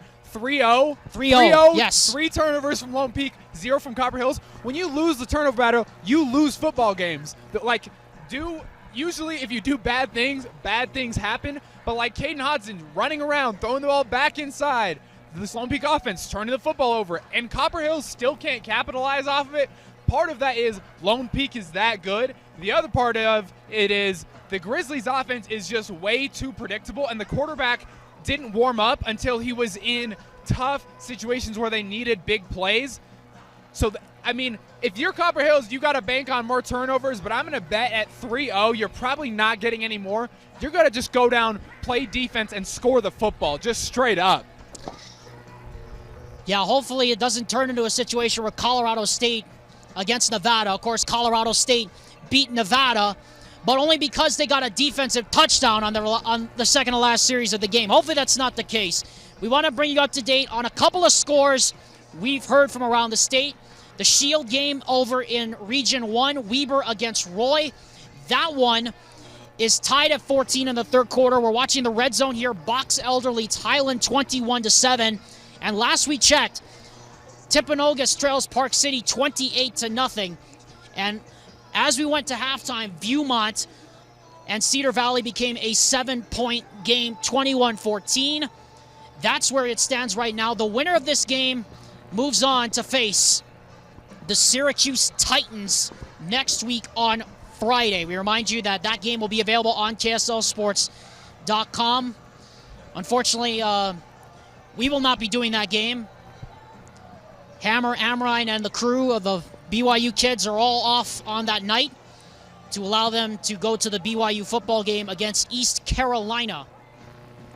Okay, so Alex, correct me if I'm wrong, but Lone Peak has already blown a pretty big lead in one of their losses this season, correct? Are you... Please don't tell me we're going there with this. Well, all I'm saying Let's not bring up the 30-10 comeback that they blew up against Skyridge, because that was different. That's what you're banking on. You have to, because there's no other... Yes. You got to score at least 19 points to win this football game, which is a lot considering you scored 0 in the first half. Yeah, for those that actually want to remember what happened back on September 30th, Skyridge was trailing Lone Peak at one point 30-10 in the fourth quarter, and then the Falcons just came back and exploded for 21 unanswered. That got them the win, and it was all capped off by a Cole Christensen touchdown that was called back because of an offensive pass interference. As Sanchez's kick is blasted through the back of the end zone for a touchback. And so if we want to see anything akin to that 30-10 comeback, it better start right now for the Grizz. So here's a couple of things that cannot happen if you're the Grizzlies. You cannot not score in this first drive. The other thing that cannot happen is Cole Christensen and Crew McChesney cannot beat you deep. If either of those things happen, it's a guaranteed loss for the Grizzlies. So you got to go down the football, punch the football down this Lone Peak defense's throat, make them respect going out wide, and do not let Cole Christensen beat you. A 3-score game. Might as well be a 2-score game right about now, the way it feels. Jackson Murray in the shotgun, takes the snap. Blitz coming, steps up into the pocket, rolls to his right, and a penalty flag goes down, and I suspect it's going to be a face mask. Doug Jardine, our cameraman, and I just looked over at each other in agreement, and that is exactly what it's going to be, I think. I love that they're trying to go deep, and I love that they're trying to push this Lone Peak defense. But if you're the Grizzlies, you got to get him rhythm and warmed up first before he's going to make those big ones downfield. So give him a couple RPOs, give him a couple wide receiver screens, give him a slip screen, let him get chunk plays, and then start running this ball and make this Lone Peak defense guess what you're going to do. But again, you have 9 guys in the box. On that last one, they had 9. So, I mean, they're giving up 1. But actually, when you put these guys out wide, make them respect those guys out wide, because right now Lone Peak's not respecting it at all. And now they're going 4 wide here in the shotgun. Kitchen and a direct snap, and again another running play, and again not much room to run. You got to fool this Lone Peak defense. And again, we saw in the first half, they ran the 5 wide, they ran the 4 receiver set, and they were able to get these guys jumping off sides and stuff like that. But it only works so many times before they say, look, we're going to force you to pass the football. Like, otherwise, we're just not going to respect it at all, which is what's happening here. So hopefully on this 5 wide, they actually get something quick, short, and easy for this Grizzlies offense. Hiram Perkins is now the quarterback in the game. He throws a little pass, is deflected and incomplete. And it'll be 3rd down, as it looked like it was an RPO slant over the middle, and it will be 3rd down and 9. That's the second pass now for the Grizzlies where the ball's gotten tipped up into the air and Lone Peak hasn't come up with the football. So it's weird because the turnover differential really should be 3-2, still in favor of Copper Hills, but it should be a lot closer. But Lone Peak's not capitalizing on these tip balls, which means Copper Hills should have every opportunity to get back in this football game. 3rd down and 9 now. From the gun, Perkins drops the pass, looking, throws. That's complete. A 1st down for Zach Nope. He's going to have the 1st down on forward progress. And he will get 12 on that one. A big 3rd down conversion. And more importantly, that's the first 3rd down conversion of the night. And we're going to have an additional 15 yards tacked on for unsportsmanlike conduct because somebody on the Lone Peak defense smacked the ball out of the hands of the official. Not a smart penalty. Like, I like to be nice, but sometimes there are things, and the coaches will tell you this, that's a bonehead play. There's no way to make up for that. It's completely unnecessary. That, like, there's not been any missed calls. There's no reason for you to be that upset to do something that stupid, especially in a situation when, like, the Grizzlies aren't in necessarily comeback position right now, and you just given them every opportunity to walk down the field. And Bart Brockbank is going to have a good conversation with the guy who smacked the ball out of the official's hands. So Copper Hills advances past midfield for the first time since early in the first quarter. And again, that was their first 3rd down conversion of the entire football game right there. Once again, they have about 8 in the box, which means if you're Copper Hills, get the football out fast. Get it to the outside because they're not covering those flat routes. Referee trying to take the name down of the player that smacked the football out of the official's hands into the book so that he has a record. Perkins now on 1st and 10 from the 43. Almost dropped the snap. Rolls out. Now he's going to take off and run. Switches hands at the 30, and he gets tackled out of bounds at close to the 27-yard line. That's a pickup of 16 on the play and a 1st down for the Grizzlies. And now we're starting to see something moving here. This is exactly, they're making smart plays. They have that amazing hitch route that's run on that inside seam. Then Hiram Perkins sees, look, nobody's open. They've dropped everybody back. I have this left side block.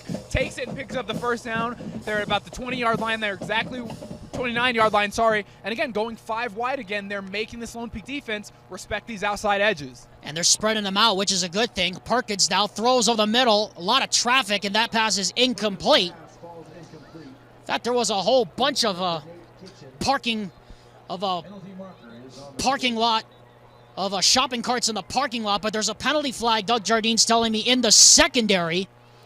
Somebody got hauled down in the defensive secondary, and Hammer, a former defensive back himself, is yanking on his collar here, telling me that's holding because he knows a thing or two about doing that. Yeah. I'm not saying you actually did it. Not saying you actually did it. Look, yes. The secret about playing DB is that you go pass interference every single time, and you just see how many holds you can get before the referee calls it. On that one, unfortunately for Copper Hills, they're going to get this pass interference call. The unfortunate part is Nate Kitchen didn't even know where the football was. So you're telling me you did hold a lot of receivers then? Look, you just do what you can, and then the refs call what they call, but you hold as much as you want. Yeah, you and I would probably have a problem because I was a receiver back in my day. We'd probably have a problem on the field if that happened a lot. Here's Kitchen on the direct snap, takes it to the left side. He gets into the stack. He gets to about the 16. He picks up about 5. So this is what needed to be happening in the first half. Where correct. They went, look, we're going to go 5 wide. But the first quarter, I don't think we saw anything more than one receiver out to the outside, and there were 3 or 4 times they put the ball on the outside. Everything else was gut, power O. And so I'm loving what they're doing. They're completely confusing this Lone Peak defense, running different plays out of the same formation and running different plays out of different formations, keeping this defense on their toes. And again, 4 wide receivers in this formation. It doesn't look like Lone Peak has a safety back over the top here. Perkins, pass is batted down. That time they were ready for it. Nathan Darrington is the one who smacked the football down legally, and it'll bring up 3rd down. Look, Hiram Perkins is playing very, very smart. He's not taking sacks. He's living to play another down. Like, he's had a couple times where he's been blitzed right up the middle, and he gets rid of it in a way that either his receiver's making a play on it or nobody is, but he's not throwing interceptions, and he's not taking sacks. He's getting rid of the football, and therefore keeping this drive alive. 3rd down. Probably 2 plays to get 7 yards right here if you're the Grizz. Play clock is at 0, and we're going to have a timeout signal for and granted to Copper Hills as the play clock was running down inside of 5 seconds. We'll take it with them and be back after this quick word from Western Governors University with the Lone Peak Knights leading 18-0, but the Grizzlies threatening. They said I have to take tests when they tell me to. They said my degree would cost a fortune. But I didn't have to listen to them. Because I have a university that listens to me. Tests on your time, courses on your time, graduate on your time. WGU, the University of You.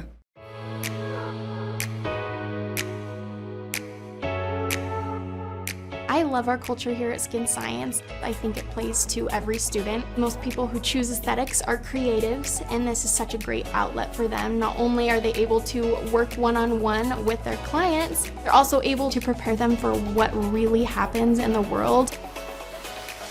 I loved the atmosphere at Skin Science. It was easy to make friends. The instructors actually form relationships with you, which is one of my favorite parts.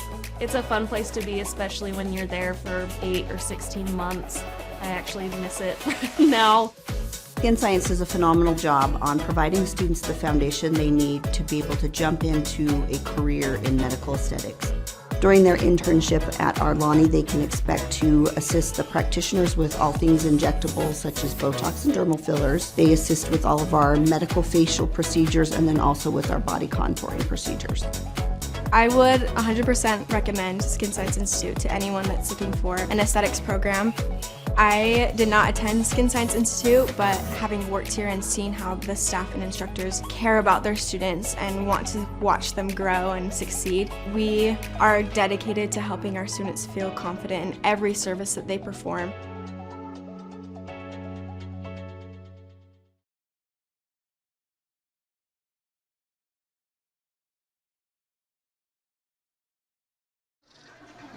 KSL Sports Rewind's presentation of the UHSAA playoffs continues next week Friday with the second round of the 5 and 6A playoffs. Check the KSL Sports High School streaming guide for the games on our network. And as always, stay up to date with KSL Sports Rewind on Twitter, Instagram, and Facebook at KSL Sports Rewind for the latest news, updates, and scores only Dusty and Dane can give you. That's KSL Sports Rewind on Twitter, Facebook, and Instagram. And catch the UHSAA playoffs continuing next Friday, only here on the home of UHSAA streaming sports, KSLSports.com. We come back for 3rd down and 7 from the 15 for Copper Hills. Again, probably 2 plays to get 7 yards here inside the red zone. And Perkins he didn't get the snap. In fact, he dropped it. And Lone Peak has the football. Dahl recovers the football.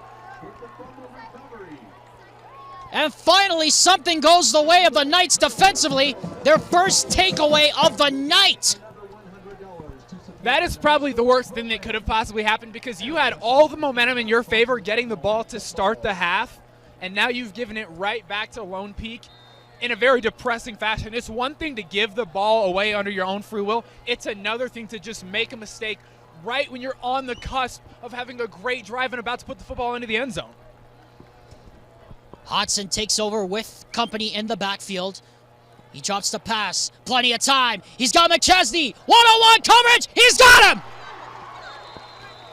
Out of bounds inside the 40. Got right behind Zach Nope. And a first down. I hate to be the guy that said I told you so, but you cannot let Crew McChesney and Cole Christensen get over the top. Stay 7 to 10 yards off those guys. If they want to run inside and run into those linebackers, fine. But you know they're fast. It's the worst kept secret. They're going to go over the top, and that's what they did right there. 1st and 10 now from the 37. Hodson to Anderson, left side. He's got a hole, 30. And down inside the 30, he goes to the 28-yard line. They're going to mark him close to the first down. They will give him the first down right at that spot. 11-yard gain in the play.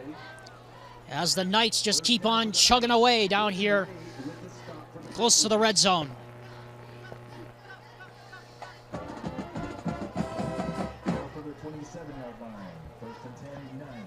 Again, we're going to keep you updated on other playoff games from around the state coming up. Viewmont leads Cedar Valley 21-17 late in the 3rd quarter. Again, it's Wild the handoff. And Brooks Wild gets ganged up on at the 22-yard line.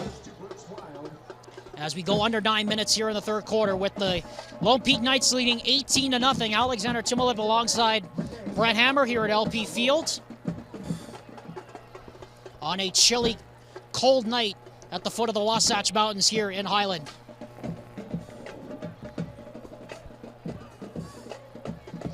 Triple wide receiver lines up to the right. McChesney on the right side, Christensen on the left.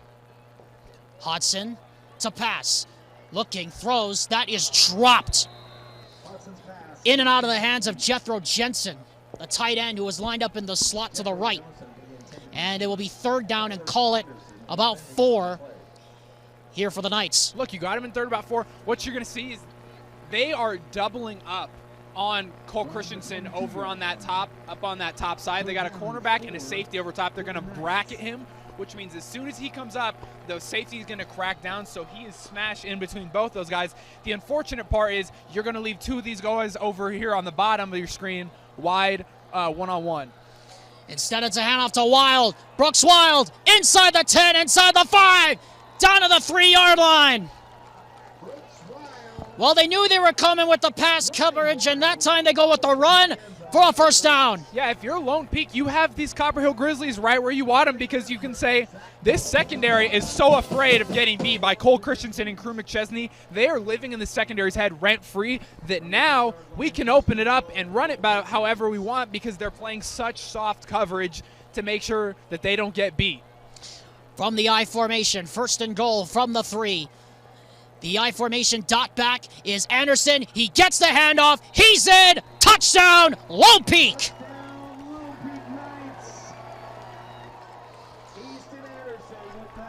It was Wild on the first time.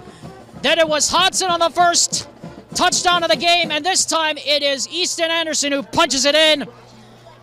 And the Knights stretch the lead. So one thing they're doing a really good job of that we talked about to start the broadcast is they are not – Lone Peak is not allowing Caden Hodson to be uncomfortable, because as we know, when he gets uncomfortable, he tries to make big Johnny Manziel-type plays that don't always work out in his favor, and they've done a really good job at letting the game come to him, let him play really smooth football, and hand the football off. He doesn't have to make big plays, and therefore he can play smart football. Sanchez knocks through the extra point, 25-0 now.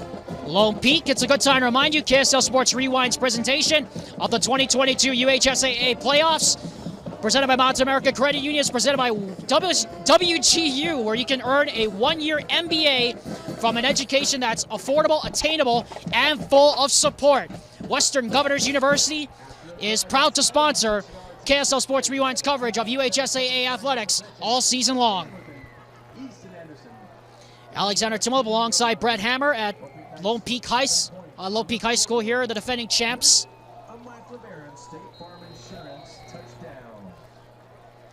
As Lone Peak leads 25-0 here as we are almost halfway through the third quarter.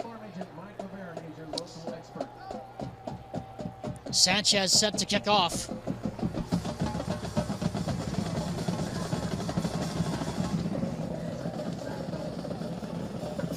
And this kickoff will be returnable for Zach Nope at the 3.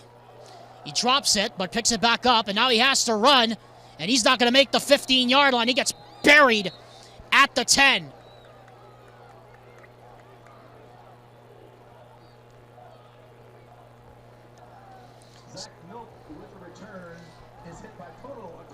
Pono Aquin there on the special teams knocked him down. Again, update from Eagle Mountain, Cedar Valley, and Viewmont. With Viewmont leading 21-17 with 5 3/4 minutes to go in the third. They're currently marching inside of Cedar Valley territory. Meanwhile, here it's 25-0 Lone Peak over Copper Hills, the defending champs. In front, Hiram Perkins from the gun. Free rusher off the edge. Just gets rid of it to get rid of it, and it's incomplete.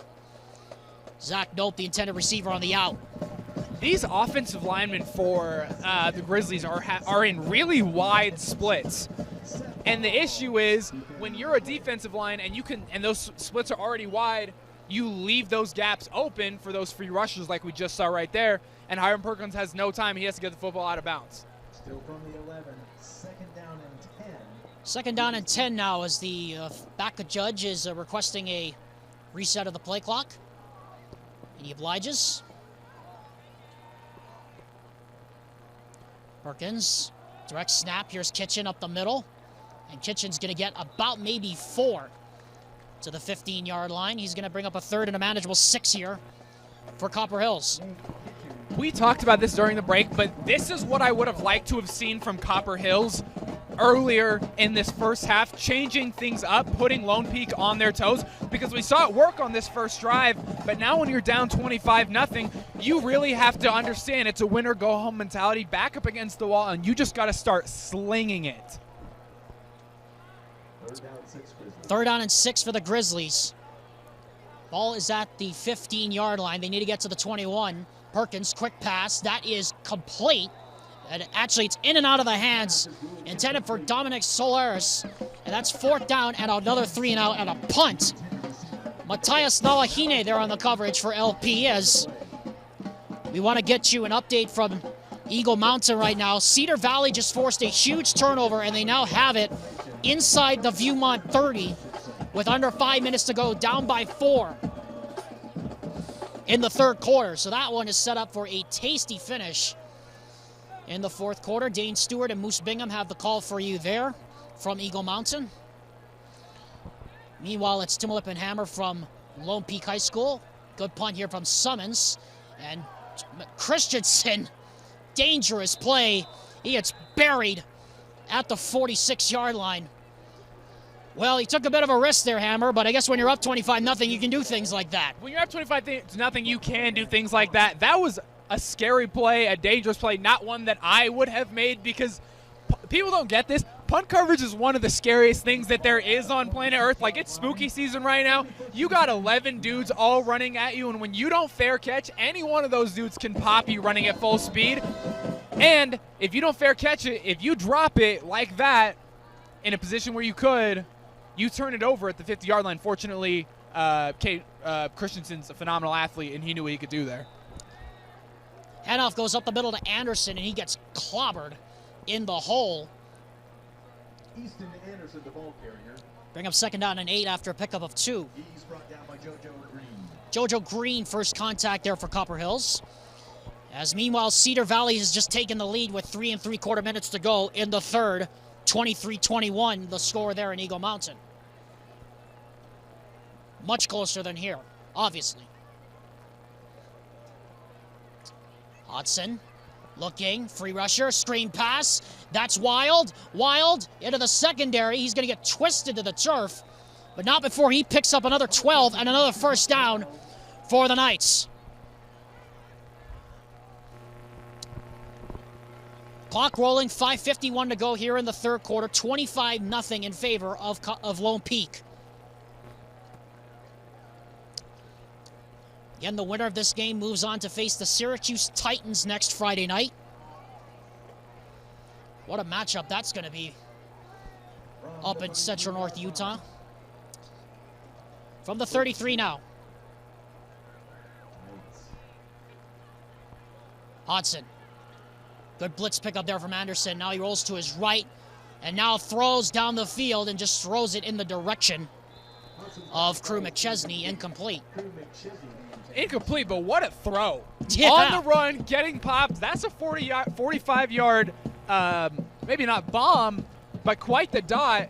Obviously, it was incomplete. It wasn't incredibly accurate, but he knew that he had a receiver over top. And what an athletic play by Caden Hodson. He's played a great game tonight. He's played very safe, hasn't tried to make plays that he didn't need to. Let the offense control this game as a whole instead of trying to play superhero football. 5 1/4 minutes to go here in the third quarter. Deep pistol shotgun handoff now to Wild. Breaks free. 20, 15, 10. Flag comes down behind the play at about the 15-yard line, and I would assume this is coming back. Penalty marker is on the field. It looks like it's in the area of holding behind the play, so it'll be 2nd down and short after the enforcement of the foul. The penalty is holding. Be the 6th penalty against Lone Peak tonight. That will be a 10-yard penalty from the spot of the foul. As the chill of the night starts to set in here at the Wasatch Front here in Highlands. Game time temperature was around 70 degrees, and it's probably dropped into close to the 50s. High 50s right now. Again, once we reach 35 points, the mercy rule will be in effect. From the 27-yard line, 2nd down 4. From the 27 now, 2nd down and 4 following the penalty.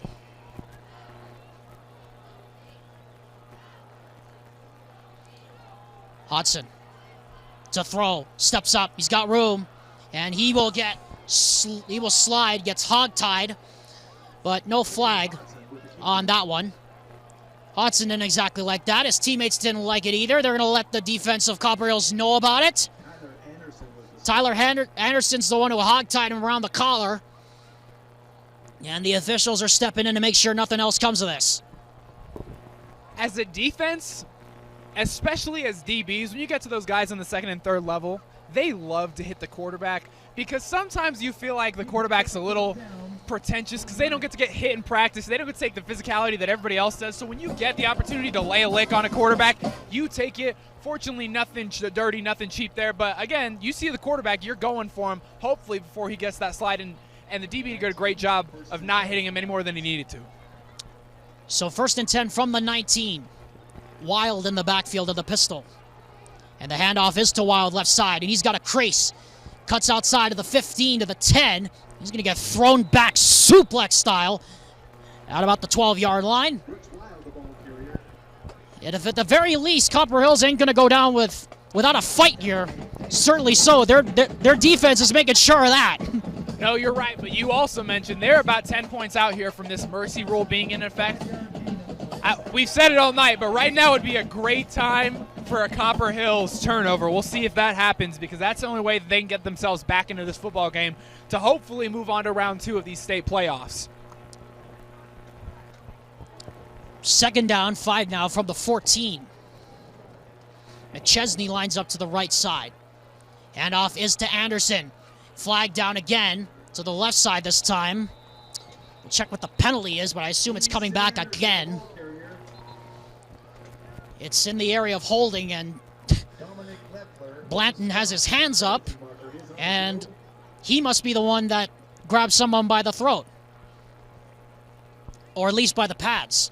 Lone Peak is doing a great job. You're going to notice they're pulling their right and left guards to set that edge even more effectively. And the issue is, again, like we talked about earlier, this Copper Hills defense and secondary is so afraid of getting torched by these receivers that they're not filling these gaps where the guards are pulling. And so those left and right edges, the guards are just owning it, and that's why you're going to see Anderson and Wild are just owning these 5- and 6-yard gains on the outside. The holding penalty against Blanton was waved off, by the way. Surprise.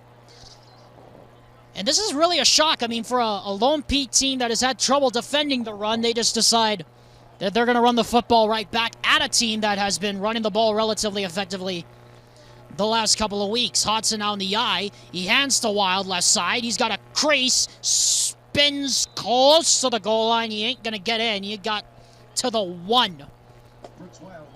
To say that Copper Hills has run the ball effectively is almost an understatement, because Nate Kitchen is averaging 120 yards a game. I think he has 7 games where he's rushed for over 100 yards. They do run the ball incredibly effectively, but again, when you get a school with a big D-line who's willing to sell out to stop the run and force you to throw the football, the end of the first half and the second half is the wrong time to start throwing it. Hodson already has 1 rushing touchdown tonight. Instead, he gives to Anderson. Didn't get in.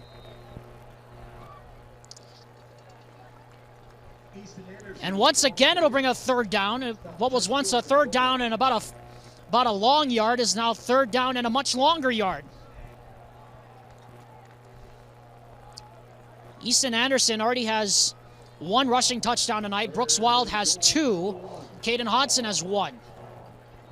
Or rather, Wild has 1, Anderson has 1, and Hodson has 1. This time he's going to take it himself, and this time he's in.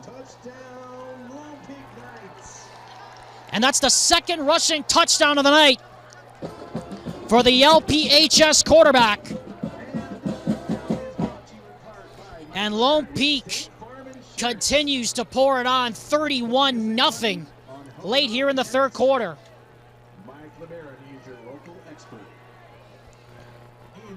Well, we talked about how they needed to let the game come to him, Caden Hodson.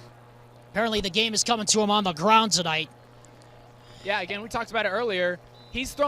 Coming into tonight, he's thrown as many touchdowns as he has interceptions, and he's just played really smart football tonight, which might not have been as smart a play over there with some extracurricular activity after the PAT. We'll figure out what the penalty is. In the meantime, we want to bring you up to date on a 2A score from down in Delta. Delta leads Millard 20-14 late in the 4th quarter. It's 20-14 the score there in the 4th as we're following along on the Friday Night Red Zone. Meanwhile, Cedar Valley just got the football back on another turnover by Viewmont.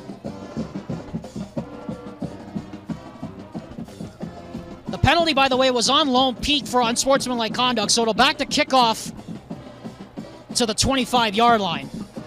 Lone Peak has been fortunate. They've had, I believe this is their second unsportsmanlike conduct play of the game, and they've had quite a few false starts, quite a few offsides. They're not running clean with penalties tonight, and that's fine when you're up as many points as they are with the Grizzlies, but if you don't get that cleaned up, that is not going to work the rest of the playoffs playing that sloppy, especially when you combine the penalties with the turnovers. You cannot afford to run that the rest of these playoffs. Ian Sanchez to kick off from the 25. So this means there will be an opportunity for Zach Nope to return the kickoff.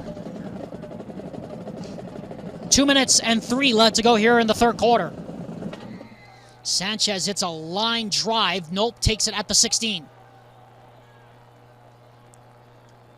Nope gets to a seam, and he gets out to about the 43-yard line. So good starting field position for the Copper Hills Grizzlies as we're under 2 minutes to go. Another game we want to bring you up to date on. Late in the third quarter, Snow Canyon leads Green Canyon 20-14. And we're going to make sure we get you an update on Weber and Roy, which was tied at 14 the last time we heard from the PA announcer here at LP Field. That's got to be a little confusing. Sometimes you have players who have the same last name, and that throws you off. Imagine having two high schools with Canyon in the name. Basically the same name. That's got to be so confusing. Prayers up to whoever's calling that game. That's the local television, or rather the local KSL, I guess you could say the local interns down there at calling that one. As we have another flag down, and we have a delay of game coming up against Copper Hills. Don't worry, folks. Alexander Timolip and Brett Hammer, the voices you're hearing here at LP Fields at Lone Peak High, the home of the defending champs. We are keeping our eyes peeled on this game. It's just that we're trying to also keep everybody updated on other games across the state, because there may be people who might be interested in other close games that are not exactly what we're seeing right now.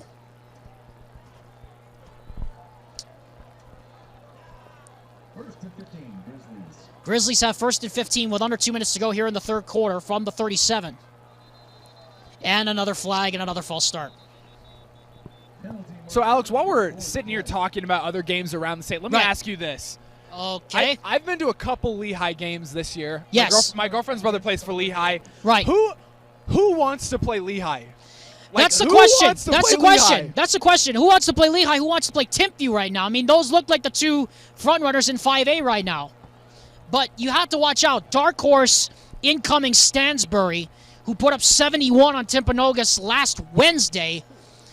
You know, this despite the fact Timpanogos put up 43 points on them.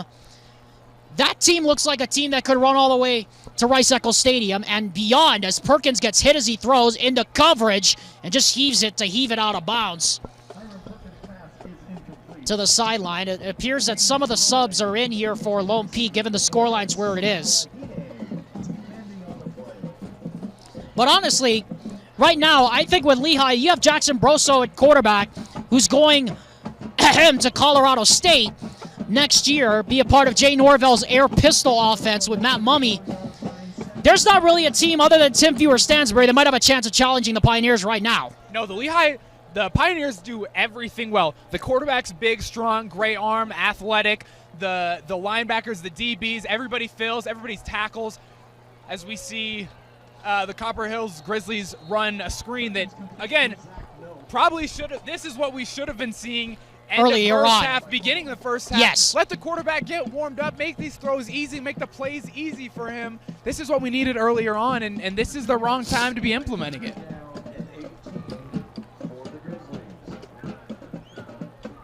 They'll bring up third down and a mile here for Copper Hills. They've only converted one third down all night long.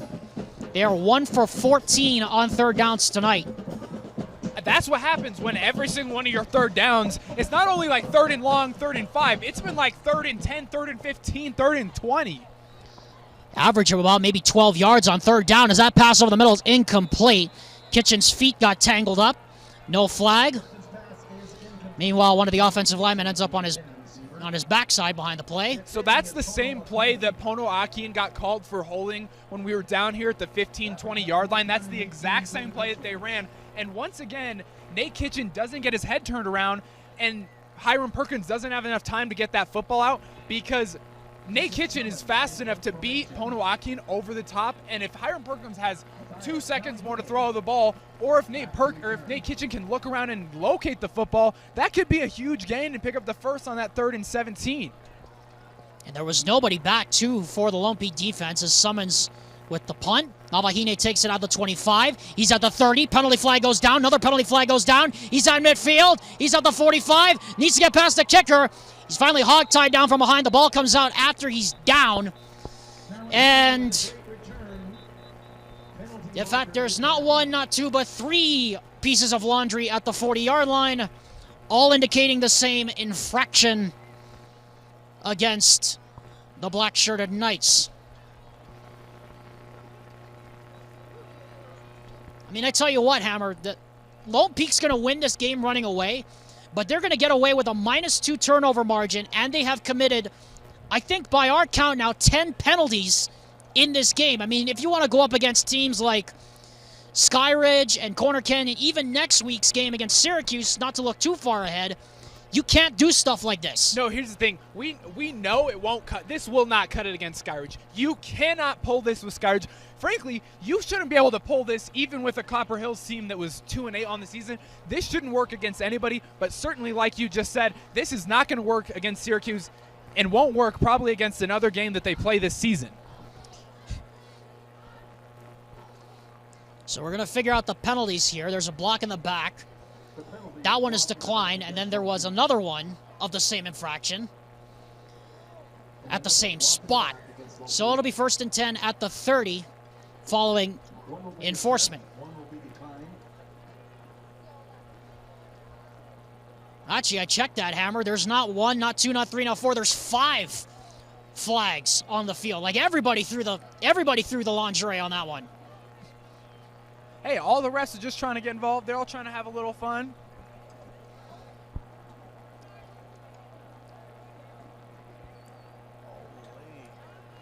I'll back it up all the way to the 20 here, following the enforcement of the penalty. 43 seconds left here, and 1 more quarter to go. When was the last time you saw all 5 flags on the field at the same time? That's very rare. I have never seen that. Hodson looking, throws the inside screen. That's complete to McChesney. He's got a block. He's at the 30. He's at the 40. Drew McChesney is away, running. There's a phone ringing, and Drew McChesney is going to answer it. Touchdown. Touchdown, Lone Peak Knights. Our quarterback right now is Jackson Blake to Drew McChesney. Jackson Blake is replaced Caden Hodson at quarterback. Hodson's night is done. And what does Jackson Blake do? He comes right off the bench and throws a 78-yard touchdown to Crew McChesney. Every single one of these DBs is going to be waking up in the middle of the night because they're going to be having nightmares of Crew McChesney every hour of the night.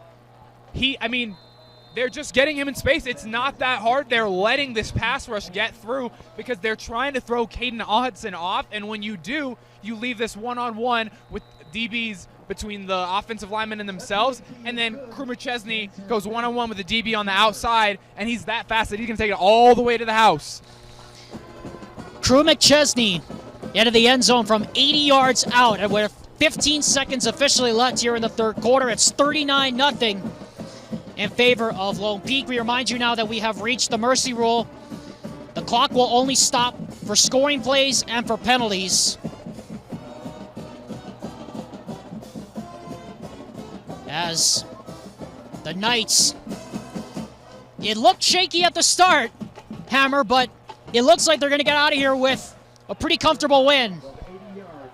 Look, I know it's Halloween. It's Halloween season. It's spooky season. I don't know if you're into, horror movies and all that, but... Don't even ask me. If you're a Copper Hills fan, you don't even need to go watch a spooky movie. You can just watch Crew McChesney highlights, and you'll be scared. You'll have nightmares the entire night. Yeah, and on a side note, Kalani Satake better hope that Crew McChesney stays with BYU as his commitment. He hasn't committed yet, but he's committed to playing baseball for the Cougs coming up next season as that ball bounces on the 1 Nope takes it, and what will be the final play of the third quarter on the running clock. He gets buried at the 10, and that will do it for the third quarter. We are in Mercy Rule time. Running clock in the playoffs. Copper Hills and Lone Peak heads to the fourth with the defending champs leading 39-0. Back after this word from UCCU on KSLSports.com. At UCCU, we'll provide you with a low-rate line of credit that makes it easy to access the equity in your home with no fees or closing costs. Simply complete an application on your phone or computer and select the low-rate option you prefer. And then sit back and enjoy the peace of mind that comes from knowing you have a low-rate line of credit. Ready for whatever life throws at you. To learn more or start your application, visit uccu.com or stop by any branch. They said I have to take tests when they tell me to. They said my degree would cost a fortune. But I didn't have to listen to them. Because I have a university that listens to me. Tests on your time, courses on your time, graduate on your time. WGU, the University of You. Everybody's having fun here on a Friday night here at LP High School with the defending champion Lone Peak Knights leading 39-0 to start the fourth quarter. Alexander Timolet, Brett Hammer for KSL Sports Rewind's presentation of the UHSAA playoffs presented by Mountain America Credit Union. And this is Lone Peak football presented by Skin Science Institute on KSL Sports Rewind. And as a side note, we just like to remind you that Copper Hills and Lone Peak will be two of the feature schools we have for KSL Sports Rewind's coverage of basketball coming up starting November 29th. Again, the running clock initiated because of the mercy rule, and now it is 1st and 10 for the Grizz at the 10. Kitchen takes the direct snap, goes to the right side this time. He gets about 5. So unless there is some kind of a second coming inducing comeback here, Lone Peak will advance to the second round where they will play Syracuse next week on Friday. Again, the BYU kids, that's us, me and Hammer, Alexander Timolip and Brett Hammer, will be off next Friday to allow everyone to work the ECU BYU football game. Except I'll be there as a spectator.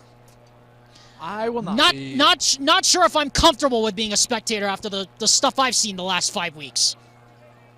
To be honest.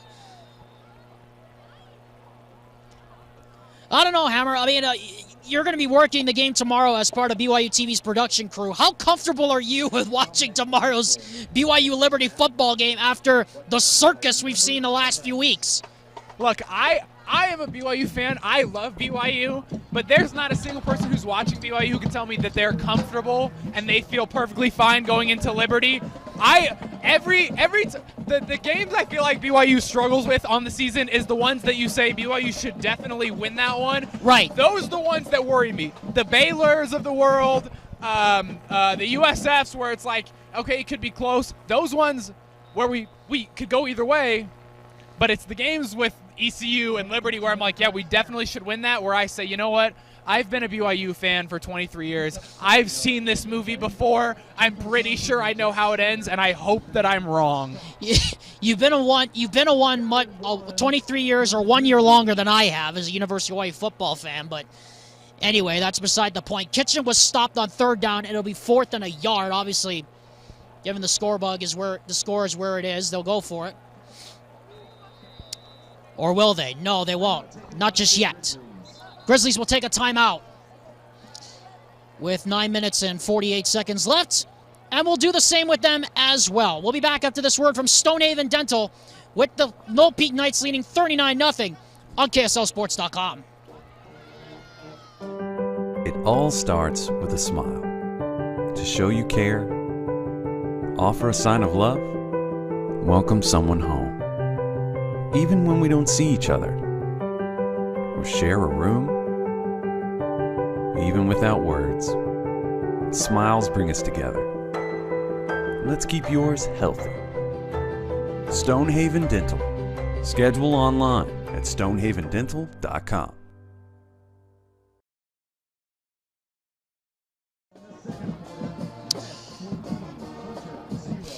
KSL Sports Rewind's presentation of the UHSAA playoffs continues. This is Copper Hills against Lone Peak. Lone Peak football. KSL Sports Rewind is presented by Skin Science Institute. We promised we'd have an update for you on the Weber-Roy score. It is 24-14 Weber in the fourth quarter. Fourth down and less than a yard now for the Grizzlies. Fourth down, and I call it a fingernail. Kitchen takes the direct snap, goes into the stack. I don't think he got it.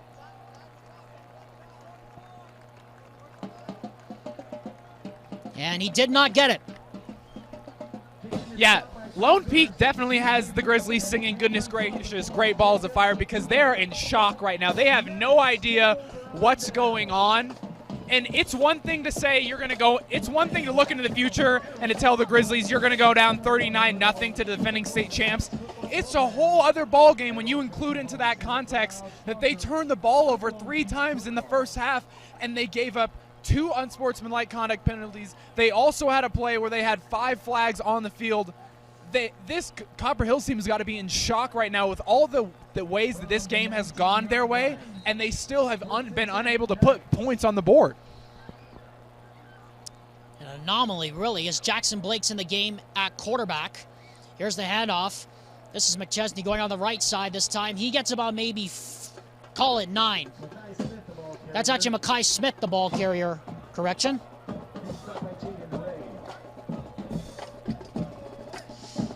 Bring up second down and call it maybe 2.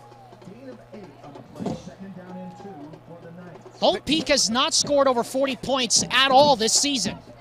They've only scored over 30 once. That was against Skyridge back on September 30th. Kind of gives you an indication of just how good they can be on nights like this. Blake hands off, getting around the edge, inside the 5, and into the end zone for the touchdown. But there's a flag down at the 5-yard line, and I suspect it's coming back. That's Jethro Johnson who got into the end zone, but there's a flag at the 5-yard line, and I have a feeling it's coming back. Look, Jethro Johnson said, I ain't worried about it right now. He ran into everybody. He had 2 guys in the backfield. He said, no, you're not touching me. He had an outside linebacker on the outside, said, no, you're not touching me, and then ran right through the DB and just tiptoed his way into the end zone. So the clock stops for the penalty, and it'll restart again. So make it 2nd and 5 from the 14. What was once 2nd and 2 is 2nd and 5. 3-yard difference, give or take. Mekhi Smith in the shotgun now with Jackson Blake. Blake looking, screen, that's complete to Smith. And Smith rumbling down inside the 10, gets to the 5. Clock will stop momentarily while they set the chains, and then they'll reset it and go. Another first down, theme of the night. Mekhi Smith is what we like to call a rumbler. That boy just gets the ball, and then he just munches right through the linebackers because all he sees is the end zone. He's ready to munch a W. Jensen now lines up in the backfield in the pistol with Jackson Blake. Blake, hand off to Jensen. Nope, he keeps it and walks in. Jackson Blake takes the ball into the end zone for a nice touchdown. Well, we talked about how maybe it was going to come down to the air game tonight for LPHS. Instead, it's the ground game that's been their bugaboo defensively all season long that has ended up getting them to this point. Well, it's awesome to see because, like we mentioned, they've loved to go to McChesney and Cole Christensen just to turn on the Jets and score. But what they've done tonight is they said, look, even if you want to sell out to stop the pass, like they have bracketing Cole Christensen, they've had the quarterback run going, they've ran the ball to Jethro Johnson, and as well as now their backup quarterback, and Caden Hodson also has 2 touchdowns. So they're just getting everyone involved, trying to get everybody eaten tonight in the end zone. Have I kept saying Jethro Jensen? If I have, I'm sorry. It's actually Jethro Johnson who's in the backfield now with Jackson Blake, and that makes it now 46-0 with 7:33 left to go. Meanwhile, as we're watching here, Box Elder taking on Highland. Highland was driving on 4th and 26 from inside midfield. The Box Elder Bees come up with a late pick, and the Bees are going to move on to the second round of the playoffs, where they will face off against the number 8 seed in 5A. A big win there for the Box Elder Bees. Meanwhile, Delta and Millard are going down to the wire. 37 seconds left in the game. 28-21 in favor of the Rabbits. Sanchez boots this one through the end zone, and this will be a touchback. And the clock will stop with 7:14 to go here in the game. And the defending champions up by a good tractor trailer here at this point. So they're up 46-0 right now. It's fairly obvious the Lone Peak's going to run away with this. But to you, Lone Peak's the defending state champions, right? Right. Who's challenging Lone Peak for that state title? You know, this is the funny thing, Hammer. We talked about it, the bits and bytes coming in. The last year of UHSAA boys sports, only Lone Peak and Riverton were the only top 5 or top 10 seeds in the entire boys division of 6A sports to win a state title. I mean, it was a 10 seed in American Fork that won the title in boys basketball, as the Grizzlies will take a timeout because they didn't have enough players on the field. And, of course, everybody remembers my infamous call of the Harriman game winner back on May 25th. The 18-seed soccer championship going to the Mustangs. But really, at this point, it really is a horse race between the Region 4 teams. But you'd have to think Corner Canyon's the front runner for the championship, at least at this point in the season. Yeah, Isaac Wilson, when you have a great quarterback, you can get away with doing a lot of other things wrong. And Isaac Wilson is one of the best quarterbacks in the entire region. And like you said, you got to think that Corner Canyon is the favorite to run away with that, but we'll see how that goes. Yeah, Corner Canyon, they get past the 16 or 17 seed they play next week. They'll have to face off against West Jordan in the quarterfinals. Of note, who gave Bingham all they could handle in Region 3 along with Riverton, so not exactly a cakewalk for Corner Canyon to get to Rice-Eccles Stadium.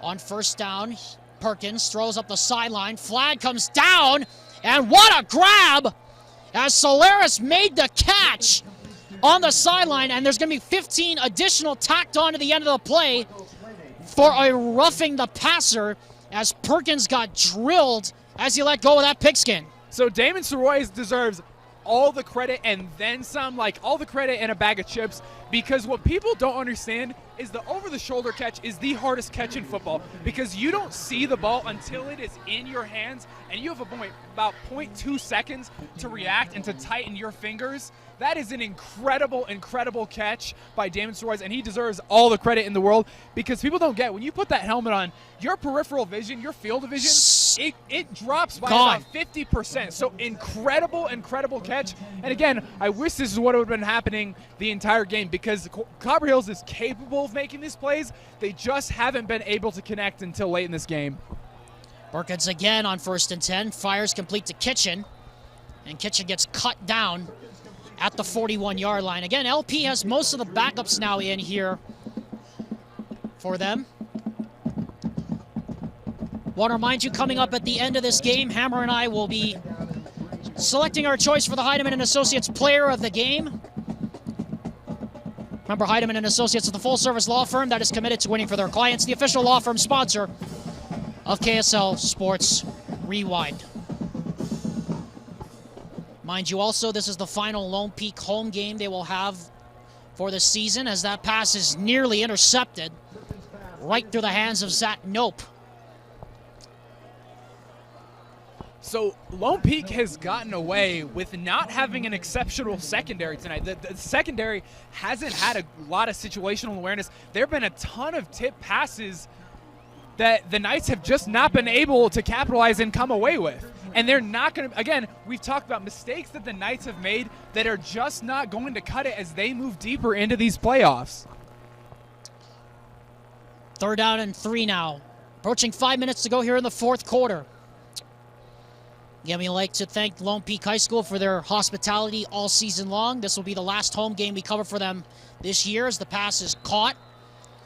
A 1st down completion. 1st down there for the Copper Hills Grizzlies. Again, it's not that the Grizzlies weren't capable of throwing the football downfield. They just didn't feel comfortable with it, and they forced it too much when they were in tough spots, and it didn't work out for them. It would have been better for them to warm up with that earlier. Solaris, the target on the left side. That pass is broken up, incomplete. Damon Soroy, the intended receiver again. Look, Damon Soroy is getting open. He's a great route runner, and he does a really good job at adjusting the football. You're going to see over here, he was running a back shoulder fade, did a great job adjusting to it, couldn't come down with it. But again, if you could have gotten him and the quarterback warmed up earlier on in this game, you might have had a chance to take down the defending state champs. Approaching 4.5 here in the 4th quarter. This is the deepest by far Copper Hills has advanced into Lone Peak territory as that pass is broken up again, incomplete. Again intended for Zach Nope, and it will again be 3rd down and a long 10. So it's interesting. First half, the Grizzlies go basically everybody inside the tackle box except for maybe one receiver outside, direct snap, Wildcat. Didn't really put the quarterback in till like halfway through the 2nd half, and that was the same formation essentially the entire 1st half, and since then it's been basically all 5 wide. And what's unfortunate is if they would have mixed that up early on in the game, they probably would have had a chance to take down these Knights. 3rd down and 10. Perkins steps up, and he's going to pick up about maybe 4 as he gets blasted, and then another flag comes in flying from the back. Tegan Towell is the one who brought him down, and will have to wait on the penalty.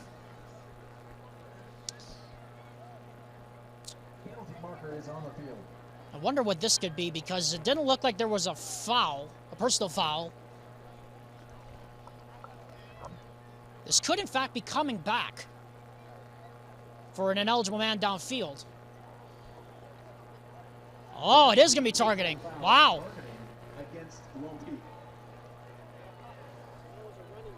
Well, that was a rather unfortunate turn of events. So now this is by far Copper Hills' deepest advance into LP territory tonight. It's 1st and 10 at the 13.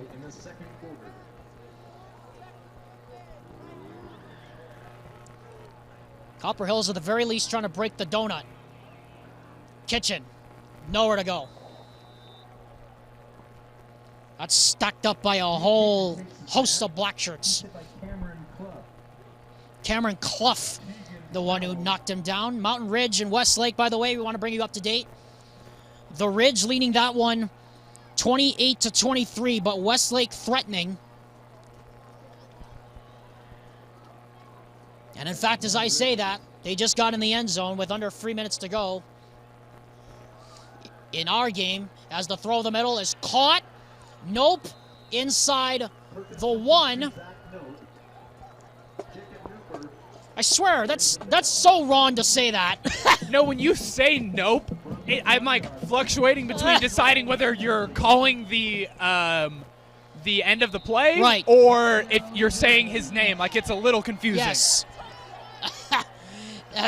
Like, imagine if a kid's last name was Yup. Yes. As Perkins powers his way into the end zone, and the Grizzlies do break the donut with 2.5 minutes to go here in the game.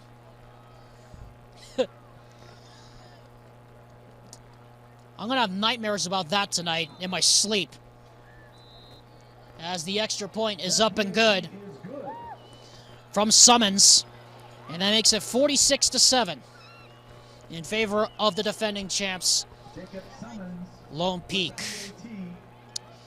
Well, while we have a minute here, we want to... Well, while we have a minute here, Hammer, of course, everybody knows around, at least around our circle at BYU, that my family has gone through a lot this week. We want to send a special shout out to my family watching back home in Honolulu tonight. We are all mourning the loss of a beloved matriarch, grandmother, and friend of ours. My grandmother, Lavina Ferreira, passed away on Tuesday morning at the age of 93. It has been a very difficult week, to say the least, Hammer, for me and my family, but I think we can attest this is something good for my family to take their minds off of what's happened this weekend. We like to send, on behalf of the KSL Sports Ohana, the family here, the deepest love and condolences from us to them.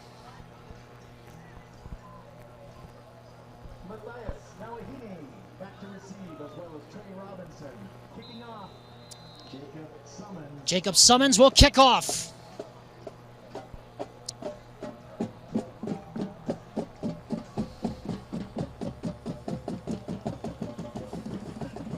No thought of an onside kick here for Copper Hills, being the score is where it is.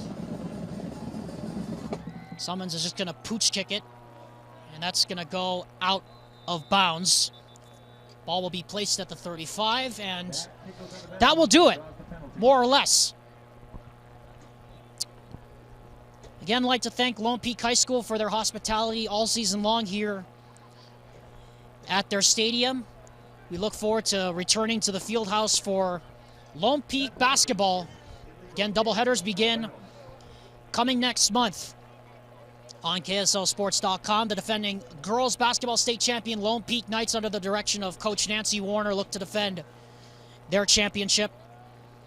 And of course, the boys basketball looking for a redemption year under head coach Robert Ross.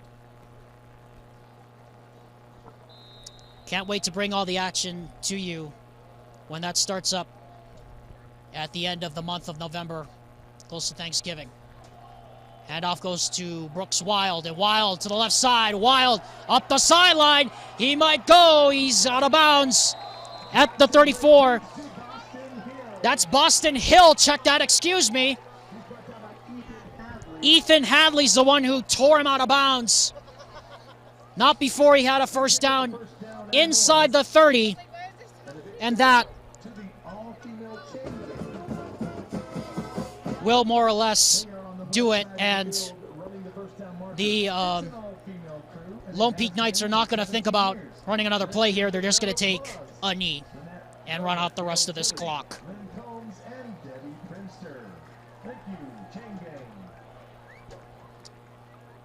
Lake will take a knee, and the defending champs will open defense of their title with a convincing victory. Not the prettiest, but the most convincing, I think, the way they played tonight. A very convincing victory in the end. It's interesting because the box score does not at all tell the story of this game. When you go and you look at all of the penalties and all of the turnovers in that first half, Lone Peak should have struggled a lot more than they did tonight. Again, I'd like to thank Lone Peak for their hospitality all football season. We want to wish these Knights the best of luck next week against Syracuse,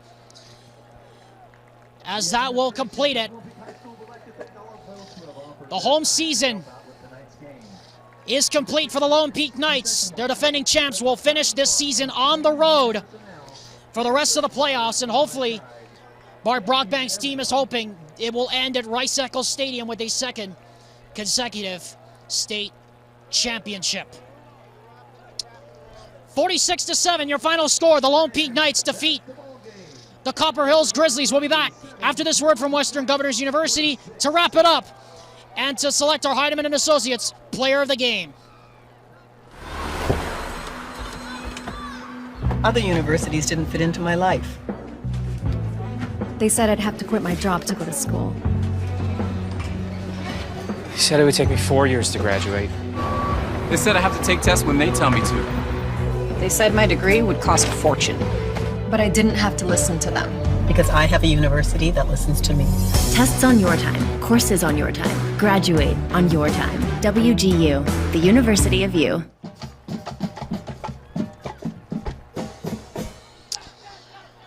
Lone Peak victorious here in their final home game of the season, a 46-7 win in the first round of the 2022 UHSAA football playoffs presented by Mountain America Credit Union. This is Lone Peak Football presented by Skin Science Institute. Alexander Tumop alongside Brett Hammer one last time here tonight. So Hammer, give me your final thoughts here tonight.